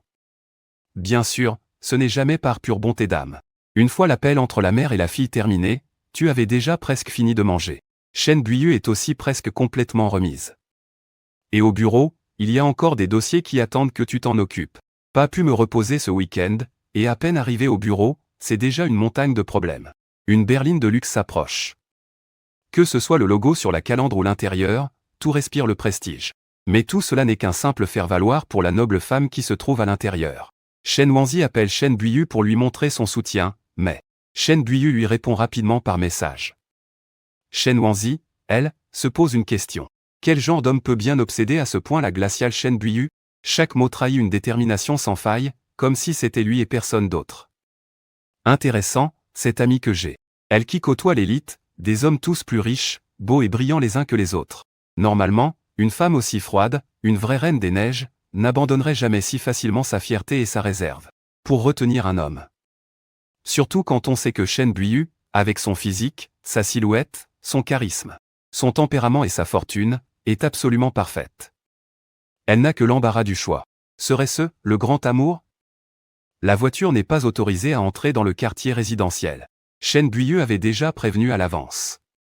Après avoir pris ton petit déjeuner, tu te prépares à partir au bureau. Sur le court trajet du salon à la porte, Shen Buiyu prend le bras de son mari. Elle lui demande d'une voix douce, « Qu'est-ce que tu veux manger ce midi? Je te l'apporterai. » Elle a tout d'une épouse douce et dévouée. Où est passée la moindre trace de son attitude hautaine? Tu ferais mieux de rester sagement à la maison. Si tu attrapes froid, c'est encore moi qui devrais m'occuper de toi. Tu n'apprécies pas son geste. À peine ouvres-tu la bouche que c'est pour la contredire. Shen Buiyu n'en fait pas cas. Après tout, n'est-ce pas aussi une forme d'attention? Pendant leur conversation, une berline de luxe noire apparaît devant le portail. Shen Buiyu avait bien dit hier soir qu'une amie passerait lui rendre visite aujourd'hui.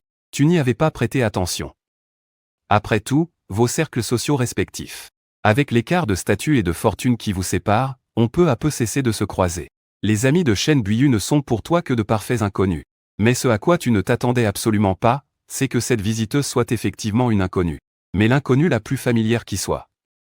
La portière s'ouvre. Une silhouette noble et gracieuse apparaît. Le bas de sa robe flotte au vent alors que Shen Wanzi sort de la voiture et ondule légèrement. Mais au moment où tu lèves les yeux, à cet instant, le temps semble s'arrêter, puis remonter son cours. D'innombrables souvenirs précieux, tels ce grand feu d'artifice qu'ils avaient regardé ensemble pour la dernière fois, s'élèvent dans le ciel avant d'éclater en une gerbe d'étincelles éblouissantes. Le ciel nocturne, d'un noir d'encre, s'en trouve magnifiquement illuminé. Il y a des personnes, peu importe depuis combien de temps on ne les a pas vues, même si leur tempe grisonne et que leurs cheveux deviennent blancs, même au milieu d'une foule immense. À l'instant même où elle te frôle, ton cœur qui bat la chamade te le dira. C'est elle, ton amour d'autrefois. Tu avais imaginé d'innombrables scénarios pour tes retrouvailles avec Shen Wanzi. Par un jour de pluie, par un jour de soleil, dans une rue bondée de monde. À l'endroit que vous connaissiez si bien. Mais hélas, tout cela fut en vain. Après de nombreuses années de désespoir, le destin a ramené devant toi, de la manière la plus inattendue qui soit, la personne que tu avais si désespérément attendue. Ces deux personnes que l'on pouvait autrefois décrire avec les plus beaux mots. Aujourd'hui, ces amours de jeunesse se regardent comme de parfaits étrangers. Ton premier amour, cette première moitié de ta vie que tu t'efforces d'oublier, qui fut pourtant la période la plus flamboyante de ton existence. Le vent qu'Shen Wanzi a soufflé sur ses souvenirs, tournant les pages nuit après nuit, soulevant la poussière qui s'y était accumulée. Cette poussière retombe, t'étouffe, et disperse ce tas de cendres oubliées dans un coin, les faisant voler partout dans les airs. C'étaient les restes d'un amour consumé. Mon mari est un très bon ami. Shen Wanzi. Wanzi, voici mon époux, Fang Xiu. Shen Buiyu présentait ces deux étrangers l'un à l'autre. La punition que Shen Wanzi avait si longtemps fui venait enfin de la rattraper. C'était bien plus douloureux qu'elle ne l'avait imaginé. Pour des raisons qui la dépassaient. Elle avait abandonné celui qui l'avait accompagné pendant tant d'années. Et un jour, il est devenu le mari d'une autre. Et c'est sa propre femme qui te le présente. Shen Wanzi était anesthésié par la douleur. L'homme en face d'elle hocha la tête, l'air de rien, et dit « Je vous laisse discuter. J'ai des choses à régler au bureau, je dois y aller. » Il avança à grands pas, frôlant Shen Wanzi au passage, et se dirigea vers le garage pour prendre sa voiture. Le moteur de la voiture démarra. Les feux de stop rouge s'allumèrent plusieurs fois au gré des manœuvres. Puis la voiture disparut de leur vue. « Wanzi ? Wanzi » appela Shen Buiyu à 2 reprises. Shen Wanzi reprit enfin ses esprits. « Tu le connais ?» Dans le regard magnifique de Shen Wanzi, Shen Buiyu pouvait lire une multitude d'émotions. Certaines qu'elle comprenait, et d'autres non. Un ancien camarade de classe. Ça fait si longtemps qu'on ne s'est pas vu. Il a sûrement oublié jusqu'à mon existence. Le mensonge le plus difficile à déceler est celui qui contient une part de vérité. Le fait qu'ils étaient camarades de classe était vrai. Le fait qu'il l'ait oublié était vrai aussi. Quant à savoir si c'était un oubli délibéré pour enterrer le passé, ou un oubli naturel, cela restait à déterminer. L'intuition de Shen Buiyu lui disait que les choses n'étaient pas si simples. Mais son mari, tout à l'heure, était parfaitement calme, sans la moindre trace de tristesse, d'excitation ou de colère. C'était comme si il venait vraiment de rencontrer une vague connaissance. Sa réaction était irréprochable. Elle correspondait parfaitement à la version de Shen Wanzi. Tu te sens mieux ? Le sujet fut habilement changé. Les deux femmes, belles chacune à sa manière, et d'une élégance rare, entrèrent ensemble dans le salon et s'assirent sur le canapé. Encore un jour ou deux de repos et ça ira. Voyant qu'il y avait une invitée, la domestique prépara un plateau de fruits frais et servit le thé. L'esprit de Shen Wanzi était en ébullition. Elle voulait découvrir, à travers Shen Buiyu, comment il avait passé toutes ces années. Le complexe hôtelier que je t'ai recommandé n'est pas mal. C'est juste que c'est un peu ennuyeux d'y aller toute seule. Quand tu seras rétablie, y aller en couple vous aidera à renforcer vos liens. Tu disais vouloir reconquérir son cœur. Pourtant, tout à l'heure, vous n'aviez pas l'air d'être en froid. Shen Wanzi prit sa tasse de thé et en but une gorgée. Elle ne pouvait même pas dire s'il était bon ou mauvais. Son esprit était ailleurs. Mais Shen Buiyu soupira doucement. Il est indulgent avec moi uniquement parce que je suis malade. Il évite la confrontation. Mais une fois que je serai complètement guéri, cette tolérance disparaîtra. Wanzi, dis-moi, que dois-je faire ? L'échéance approchait. Shen Buiyu était aux abois, prête à tout tenter. Shen Wanzi posa sa tasse de thé et dit, avec seulement quelques mots, « Je ne peux pas t'aider. Peux-tu m'expliquer la situation en détail ?» La surface de l'eau dans la tasse de thé ondula légèrement tandis qu'elle écoutait Shen Buiyu. Shen Wanzi, qui racontait cette histoire d'amour, était loin d'être aussi calme en son fort intérieur. C'était sans aucun doute un supplice mental. L'héroïne de cette histoire d'amour aurait dû être elle. Aujourd'hui, elle n'était même plus un second rôle, à peine une figurante. On dit que retrouver ce qu'on a perdu est l'une des choses les plus heureuses de la vie. Alors, perdre l'être aimé qui aurait dû vous appartenir est probablement l'une des choses les plus tragiques qui soient. Shen Wanzi le savait. Tu allais devenir un homme accompli, c'était certain. Tu t'en sortirais très bien, même sans moi. Pourtant, quand elle a entendu que tu avais risqué tout ce que tu avais pour sauver une vie, entendu Shen Buyu dire, avec regret dans la voix, qu'elle créait toutes sortes de conflits, uniquement pour prendre le dessus dans ce mariage, entendu Shen Buyu refuser d'avoir des enfants et vouloir faire chambre à part. Au-delà d'un léger sentiment de satisfaction, c'était surtout de la colère. Comment a-t-elle osé te traiter de la sorte? Quand j'y repense, à l'époque, je n'aurais jamais supporté que tu subisses le moindre tort.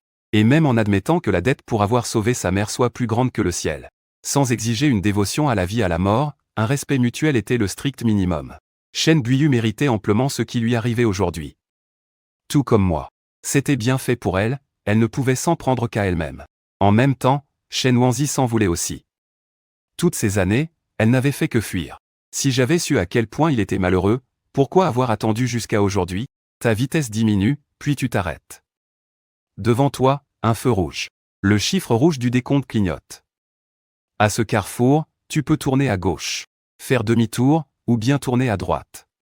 Pour deux femmes, tu as dévié la trajectoire de ta vie. Mais à chaque fois, ça s'est mal terminé. L'une, c'est Shen Buyu, pour qui tu as abandonné ton rêve de créer ton entreprise, et tu stagnes depuis. L'autre, c'est elle. Ce nom si familier et pourtant si étranger. Shen Wanzi, ton ami d'enfance, ton premier amour. Vous vous étiez promis d'aller dans la même université. Mais un jour, la jeune fille a disparu de la vie du jeune homme. Plus aucune nouvelle. Après le grand examen, les résultats du garçon sont tombés. Il aurait pu intégrer une meilleure université, mais il est resté, obstiné, à l'endroit dont vous aviez convenu. Les feuilles sur les arbres ont verdi, puis jauni, sont tombées et ont repoussé. Parfois, la vérité est juste sous nos yeux. Ce n'est pas qu'on refuse de la croire. C'est qu'on ne veut pas y croire. Elle n'est jamais revenue. Les 30 secondes du feu rouge ne suffisent pas à te remémorer beaucoup de souvenirs avec Shen Wanzi. Le klaxon de la voiture derrière retentit à la première seconde du passage au vert. Impatient, tu es emporté par le flot de la circulation, forcé d'avancer et de franchir le carrefour. Derrière l'apparente légèreté avec laquelle on traite une relation passée, se cachent de nombreux jours insupportables. La personne qui a été blessée est condamnée à être couverte de cicatrices, léchant seule ses plaies jusqu'à ce qu'elles se referment et guérissent. La cicatrice prouve son passage, mais au toucher, elle n'est plus douloureuse. Elle te permet de commencer une nouvelle vie. Juste après votre séparation, tu ne rêvais que d'elle. Tu parlais dans ton sommeil, tu criais son nom. Plus tard, à l'université, un de tes camarades de chambre, réveillé en pleine nuit, t'a entendu murmurer le nom de Lin Ansheng. Le lendemain, il t'a demandé en plaisantant. Dis donc, c'est qui cette beauté, Guanzi? Toi alors, tu penses à elle-même en dormant. Mais en voyant ton air grave, ils ont compris qu'ils avaient dit ce qu'il ne fallait pas. Il y a des choses qui ne peuvent pas servir de sujet de plaisanterie. Surtout l'histoire qui est gravée au plus profond de votre cœur. Peut-être était-ce le poids de plus de 10 ans d'une amitié d'enfance, ou peut-être que les souvenirs qu'elle avait laissés étaient trop merveilleux. Arrivé dans cette université sans avoir pu le voir, tu t'es juste senti tellement incapable. Il n'a même pas daigné te donner une explication ou un adieu, et au final, tu es bêtement parti en voyage. Les promesses d'autrefois, qui s'en soucient? Personne ne s'en soucie. Tu étais vraiment le plus grand idiot du monde. Plus tard, tu as essayé d'échapper au passé. Rêver encore de lui prouver seulement que tu n'avais pas assez vécu. Tu as pris l'habitude de courir la nuit. Si 3 kilomètres ne suffisaient pas, tu en faisais 5. De toute façon, tu finissais toujours par être épuisé. Épuisé au point de passer des nuits sans rêve. Petit à petit, il a cessé d'apparaître dans tes songes. On dit que si le destin de deux personnes n'est pas terminé, mais qu'elles doivent quand même se séparer, elles continueront de se voir en rêve. Ne plus rêver de l'autre signifie que leur destin commun est révolu. Et en effet, durant toutes les années qui ont suivi, tu ne l'as plus jamais revu. Jusqu'à aujourd'hui. La voiture est arrivée à l'entreprise en suivant l'itinéraire habituel. Shen Qingqing trouvait juste que son patron était particulièrement sombre aujourd'hui, comme les nuages qui s'amoncellent avant un déluge. Ces 2 derniers jours, à force de t'occuper de Shen Buyin, le travail s'était accumulé. Après avoir réglé ses affaires une par une, l'après-midi était déjà bien entamé. Mais le vrai problème épineux venait tout juste d'arriver. Le fournisseur en amont a annoncé une augmentation des prix. Tu as dû te déplacer en personne pour négocier. L'augmentation due aux matières premières ne laissait aucune marge de manœuvre. L'entreprise venait de se lancer dans une nouvelle activité, et les fonds n'avaient pas encore été entièrement récupérés. Cela a immédiatement créé un trou considérable dans la trésorerie. En sortant des locaux de l'autre entreprise, Shen Qingqing conduisait, tu étais assis sur la banquette arrière, les sourcils froncés. Le soir approchait. Le coucher de soleil était magnifique, donnant à cette métropole animée un filtre aux allures de peinture à l'huile. Tu as ouvert la fenêtre, laissant la brise du soir caresser ton visage. C'était étrange. C'était clairement l'entreprise qui avait un problème. Mais ton attention n'était pas focalisée dessus. Pendant la négociation, quand l'autre partie a annoncé une hausse de prix non négligeable, tu as juste pensé que ce n'était pas si grave. À quel point la situation pouvait-elle empirer? C'était comme recevoir une balle dans le bras. Mais la vraie douleur, c'était au cœur. Shen Qingqing t'observait dans le rétroviseur, voulant te réconforter, mais ne savait pas par où commencer. Il était aussi présent lors de la négociation. L'argent, ou un simple employé comme lui trouverait-il de l'argent? Même s'il sortait toutes ses économies de ces dernières années, ce ne serait qu'une goutte d'eau dans l'océan. Vu l'expression de son patron, l'entreprise n'allait tout de même pas faire faillite, digne d'être le patron et l'assistant de la même boîte. Tu ne t'inquiétais pas trop de la faillite de l'entreprise. Et Shen Qingqing ne s'inquiétait pas pour son travail non plus. Sa seule crainte était de ne plus pouvoir te voir. Tu as forcé tes pensées à se reconcentrer sur le problème de l'entreprise. À qui emprunter cet argent? Ta femme, Shen Buiyu, a été la première personne que tu as écartée. Si tu avais vraiment dépensé son argent toutes ces années, alors le jour où Shen Mubei a signé ses papiers sans chercher à comprendre, tu n'aurais eu d'autre choix que de prendre sur toi et te taire. Vendre ta dignité pour de l'argent, tu ne ferais jamais ça. Tu as allumé ton téléphone. En faisant défiler la liste des applications, tu as tout de suite vu l'icône familière de Washa. Pas besoin de préambule ni de politesse. Ta première phrase a été pour demander de l'argent. La réponse de l'autre fut rapide, 3 mots seulement, il te faut combien? Dans la vie, en dehors de la famille et de l'amour, il y a aussi l'amitié. L'important n'est pas d'avoir beaucoup d'amis, mais d'en avoir des vrais. Avec une personnalité comme la tienne, avoir un ou deux vrais frères n'a rien d'étonnant. Tu as tapé une série de chiffres. Il a répondu qu'il ne pouvait t'en donner que la moitié au maximum, et a ajouté que tu ne pouvais pas prendre l'argent sans rien donner en retour, il fallait venir boire un verre. Ça fait un bail qu'on ne s'est pas vu. Dis-moi où on se retrouve. Tu sais, même marié, qu'il soit strict ou pas, il viendrait boire un verre dans mon jardin. Ça ne gêne personne et ça ne dérange rien. À en juger par le contenu de la conversation. Tu connais très bien ce couple. Si c'était Shen Wanzi qui voyait ces messages, elle se souviendrait avec émotion de leur chamaillerie de l'époque. Et dire qu'ils se sont mariés. Salut, camarade de lycée. Tu réponds que la moitié de l'argent est réunie, et que pour l'autre moitié, on trouvera bien une solution. Patron, on retourne à l'entreprise, on va dîner quelque part, ou je te ramène chez toi. Shen Qingqing s'apprêtait à relancer la conversation, mais ta phrase suivante l'a complètement décontenancé. Aller chez toi si soudainement. Toi aussi. Deux pensées tourbillonnent dans ton esprit. Tu as parlé sans réfléchir. Ton intention était simplement de constater que Shen Qingqing avait fait tous ses allers-retours avec toi. Qu'à l'heure de pointe, il est difficile de trouver un taxi, et que le laisser en plan maintenant pour prendre la voiture et aller chez ton ami serait vraiment inhumain. Tu lui as donc demandé de te conduire chez toi. Ensuite, tu prendrais toi-même la voiture pour aller chez ton ami. Tes paroles étaient innocentes, mais il y a vu une toute autre signification. Le patron aurait-il deviné depuis longtemps que je lui plais? Ces mots sensibles ne cessaient de tourner dans la tête de Shen Qingqing. Il faut dire qu'en tenue de travail, Shen Qingqing, même s'il n'est pas comparable à une déesse de glace inaccessible comme Shen Buiyu, mérite bien un 90 sur 100.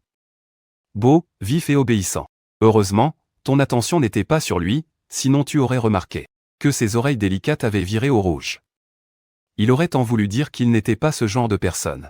Sortir ensemble, d'accord, mais à condition de divorcer d'abord. Patron, ce n'est pas bien. Tu l'interromps, il n'y a rien de mal à ça.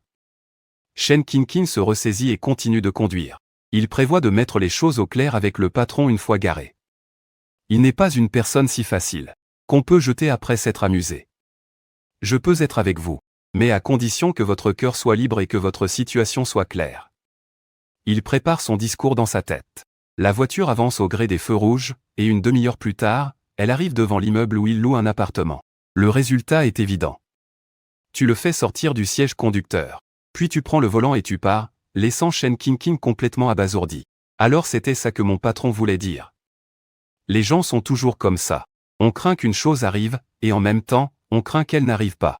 Shen Qingqing est submergé par la honte de s'être fait des films, avec une pointe de déception. Son joli visage est plus rouge que le soleil couchant. Au volant, tu ne vas pas directement chez ton ami. Au lieu de ça, tu fais un détour par le magasin de jouets d'un centre commercial. Tu achètes un cadeau, puis tu changes de direction pour te rendre directement là-bas. Arrivé à destination, tu sonnes à la porte. C'est une jeune femme au visage et à la silhouette agréable qui ouvre, accompagnée d'une petite fille de quelques années. Elle est adorable. On peut voir si une personne est heureuse ou non, rien qu'à l'état d'esprit qu'elle dégage. Et l'harmonie de cette famille, même toi, un étranger, tu peux la ressentir. Qing Qingshu savait depuis longtemps que tu allais venir. Yangshan a commandé des brochettes et acheté de l'alcool. Il est en train de s'affairer dans le jardin. Ce soir, tu ne dois pas trop boire avec lui. Camarade de lycée. Tu es on ne peut plus familier avec eux. Pas de chichi entre vous. Ça, je ne peux pas te le promettre. Aujourd'hui, je suis venu pour emprunter de l'argent. C'est Yangshan qui décide si on boit beaucoup ou pas. Combien de couples se disputent parce que le mari prête de l'argent en secret, ou que la femme aide financièrement sa propre famille en cachette. Tu annonces la nouvelle d'un ton léger, pour éviter que ton meilleur ami ne se sente obligé de te prêter de l'argent. Mais cela a provoqué des tensions familiales. L'alcool, c'est vraiment à consommer avec modération. Ça abîme la santé. Il préférerait entendre le mot emprunter sans que ton visage ne change d'expression. Et que ton ton reste le même. C'est seulement là que tu te sens un peu rassuré. Tonton Fan. La petite fille adorable est folle de joie en te voyant arriver.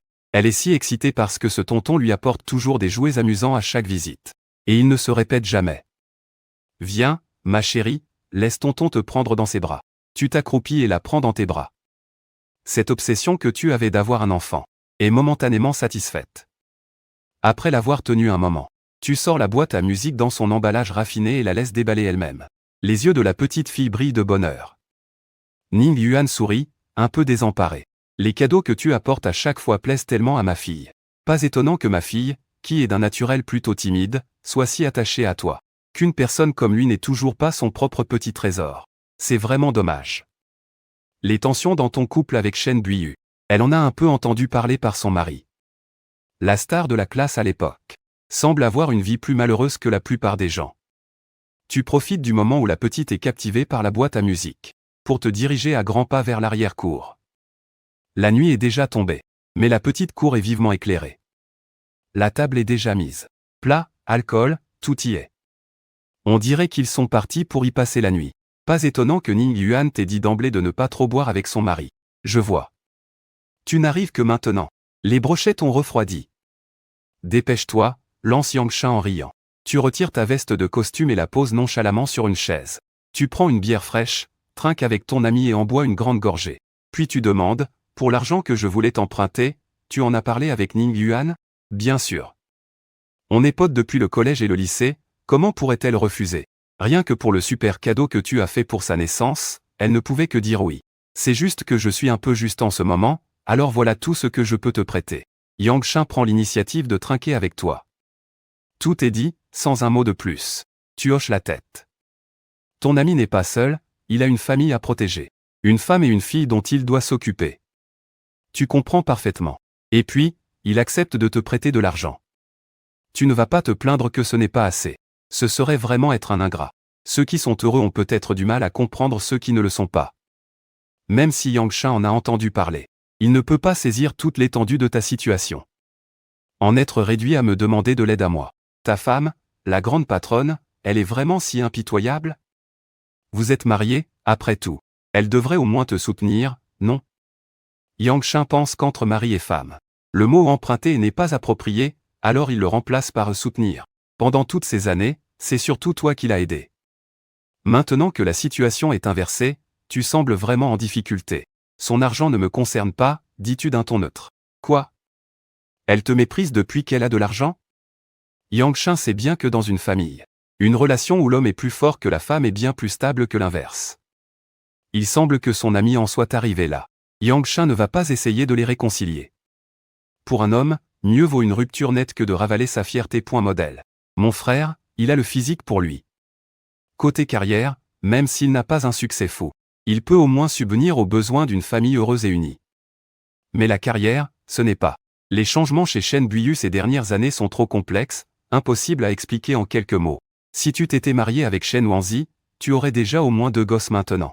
Je voulais qu'on arrange un mariage pour nos enfants, mais au final, ton fils n'est même pas encore là. Quand on boit, on se remémore facilement le passé. À l'époque, toi et Shen Wanjin, vous étiez vraiment le couple parfait, des amis d'enfance faits l'un pour l'autre. C'était si beau que ça en rendait jaloux. Quelqu'un vous a dénoncé pour être en couple à l'école.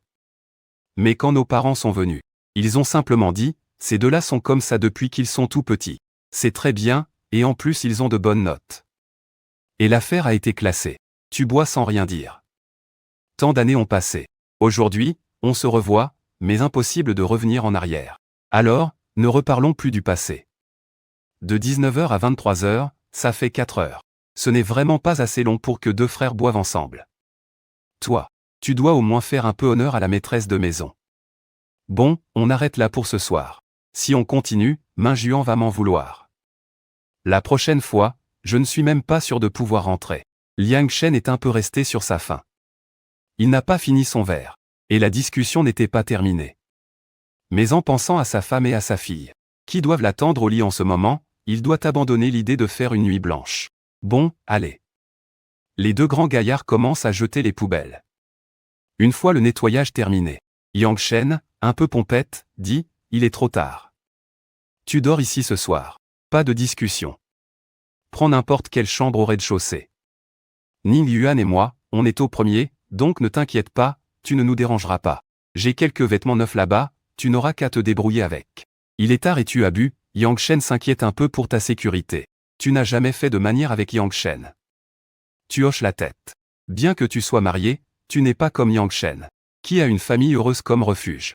Un fil qui le retient constamment, comme un cerf-volant. Avoir un endroit où se poser, c'est déjà bien. La nuit est profonde. Le salon du rez-de-chaussée est encore allumé. Après son bain, Shen Buiyu, vêtu d'une chemise de nuit ample, est assis sur le canapé. Il a l'air d'attendre. Ses sourcils légèrement froncés trahissent l'inquiétude qu'il ressent pour son mari. Il veut appeler, mais il hésite. Parce que quand on n'a pas rempli ses propres devoirs, mais qu'on commence à exiger ses droits, on se sent toujours un peu coupable, on y réfléchit à 2 fois. Shen Buiyu finit par appeler son mari pour prendre de ses nouvelles. Bip. Le son mécanique de la sonnerie résonne à son oreille. C'est là que Shen Buiyu comprend. À l'époque, quand il se faisait la tête, il était parti chez ses parents sans un mot. Dans le silence de la nuit, le téléphone n'arrêtait pas de sonner. La mélodie douce paraissait presque pressante. À ce moment-là, il trouvait ça juste agaçant. Maintenant que les rôles sont inversés, il comprend enfin, la personne à l'autre bout du fil. Avec quelle angoisse elle devait attendre. Le téléphone n'a pas encore décroché. Que Shen Buiyu est déjà submergé par un immense sentiment de culpabilité. De l'autre côté, les 2 hommes ont fini de ranger les bouteilles dans le jardin. Tu as trouvé une chambre au hasard au rez-de-chaussée pour te reposer. Peu de temps après, Yang Shen t'apporte des vêtements tout neufs. Tiens, mets ça. C'est ma femme qui me les a achetés, ils sont neufs, je ne les ai jamais portés. À ces mots, tu as retiré ta main, n'osant pas le prendre. C'est bon, garde-le pour toi, c'est ta femme qui te l'a acheté. Ça ira bien pour une nuit. Yang Shen jeta les vêtements sur le lit. Depuis que je suis marié, tous mes vêtements, c'est Ning Yuan qui les achète. C'est même difficile de t'en trouver un qui soit à moi. C'est pas grave, mets-le. Je lui en parlerai tout à l'heure. Je lui demanderai de m'en acheter quelques-uns de plus un de ces jours. Et toi, quand tu viendras, pense à apporter plus de cadeaux à ta tati. De quoi as-tu peur? Tu connais Ning Yuan, ce n'est pas comme si tu ne la connaissais pas. Elle n'est pas si mesquine. Tu restes sans voix. Me donner des vêtements et en même temps étaler votre bonheur de couple. Puisque c'est une démonstration d'amour, alors tu peux le porter sans aucun scrupule. Yang Shen soupira. Son bon ami était vraiment d'une prudence excessive. De peur qu'il ne se dispute avec sa femme. C'était pareil pour lui emprunter de l'argent. Et pareil pour porter un de ses vêtements. Avant le mariage, ils se voyaient souvent. Après le mariage, quand je t'appelle, tu me réponds que si on se voit tout le temps pour boire, tu as peur que ta femme le prenne mal. S'il n'y a rien d'important, c'est impossible de te voir. Il y a aussi un set de toilettes neuf dans la salle de bain. Fais comme chez toi. Yang Shen fit un signe de la main, monta au 2e étage et retourna dans la chambre principale. Après s'être lavé, il prit sa femme dans ses bras et l'embrassa encore et encore. Après avoir un peu chahuté, ils éteignirent la lumière pour dormir. Au premier étage, tu avais aussi fini ta douche. L'odeur d'alcool sur ton corps avait disparu, et les vêtements t'allaient plutôt bien. Tu venais de finir de te sécher les cheveux et t'apprêtais à dormir quand le téléphone sonna. Tu avais la tête qui tournait et n'avais pas envie de répondre. Mais la personne au bout du fil raccrocha et rappela aussitôt. Comme si elle était décidée à appeler jusqu'au lever du jour si tu ne répondais pas « Allô ?» Après une longue attente, Chen Buiyu entendit enfin cette voix si familière. Les mots qu'elle avait préparés. Les autres épouses, quand leur mari ne rentre pas de la nuit, peuvent fixer des limites. Dire des choses comme « Quelle heure il est pour que tu traînes encore dehors ? Si tu ne rentres pas ce soir, ne reviens plus jamais. » Mais elle n'avait pas bien rempli ses devoirs d'épouse et de maîtresse de maison. Elle n'avait donc naturellement pas l'audace de tenir de tels propos. Il fut un temps où elle restait chez ses parents pendant des semaines, te laissant seule pour t'occuper de ce nouveau foyer. Chérie, il se fait tard. Tu devrais rentrer à la maison. Face à l'inquiétude soudaine et à la voix douce de ta femme, tu ne ressentis rien. Ce soir, je dors chez un ami. Je ne rentre pas. C'est ça, j'ai bu, je suis crevé. Chen Buiyu comprit qu'il s'apprêtait à raccrocher. Sa voix devint un peu plus pressante. Chérie, je peux venir te chercher pour te ramener. Pas la peine. Un long bip, l'appel fut coupé. Tu posas le téléphone sur la table de chevet et éteignis la lumière pour dormir. Quelle journée! L'entreprise était en proie à des difficultés financières. Et pour couronner le tout, des histoires et des gens du passé avaient refait surface. Ton corps n'était pas fatigué, mais ton esprit, si. C'est toi qui avais vidé plus de la moitié des bouteilles dans le jardin. L'alcool pouvait aussi servir de somnifère. Peu de temps après, ta conscience sombra dans l'obscurité. Madame, désirez-vous une collation ? L'employée de maison vit que la lumière du salon était toujours allumée. D'habitude, à cette heure-ci, elle était éteinte depuis longtemps. Assise sur le canapé, Chen Buiyu se leva et secoua doucement la tête. Elle monta à l'étage. Sur le lit de la chambre, il restait un peu de l'odeur de son mari. Comme elle était attachée à cette odeur, le cours des événements dépassait de loin les prévisions de Chen Buiyu. Elle avait d'abord pensé qu'une fois guérie, son mari ne voudrait plus partager son lit. Qui aurait cru qu'il irait jusqu'à ne pas rentrer de la nuit, boire chez un ami? Ces deux mots, mis ensemble, ne pouvaient qu'éveiller les soupçons. Un ami? Un ami homme, ou une amie femme? Beaucoup de choses se passent sous l'emprise de l'alcool. Et même si, après toutes ces années à te connaître, je sais que tu serais incapable de me tromper. Mais le fait de ne pas rentrer de la nuit en dit long sur ton état d'esprit. Cet endroit est devenu une maison, plus un foyer. Et l'instinct de Chen Buiyu lui dit que ta relation avec Shen Wan n'est pas une simple histoire d'anciens camarades de classe. Le trouble dans son regard au moment où il t'a vu. J'y ai tout de suite décelé un immense danger. Comme de lourds nuages noirs pesant sur le cœur de Chen Buiyu, l'empêchant de trouver le sommeil, tournant et virant sans cesse dans son lit. Il a fini par s'endormir d'un sommeil agité, et a fait un rêve. Dans ce rêve, il avait divorcé de toi. Et très vite, une autre femme était apparue à tes côtés. Douce, attentionnée et compréhensive. Leur vie était un bonheur parfait, idyllique. Même en cuisinant, ils flirtaient et se taquinaient dans la cuisine. La nuit, cette femme et toi étiez fusionnels, inséparables, vous murmurant des mots doux à l'oreille. Vous avez rapidement eu le fruit de votre amour. Chen Buiyu, horrifié, vit cette scène. Le cœur encore battant, il se dit que, heureusement, ce n'était qu'un rêve. Dans ce rêve, il observait tout du point de vue d'un spectateur. Incapable d'intervenir, incapable de parler, il ne pouvait que regarder, impuissant. Regarder l'homme qu'il aimait se faire voler par une autre femme. Et avec lui, l'amour qui aurait dû lui appartenir. Le jour n'était pas encore levé. Chen Buiyu ne pouvait plus se rendormir. Mon amour. Rentre vite, je t'en prie.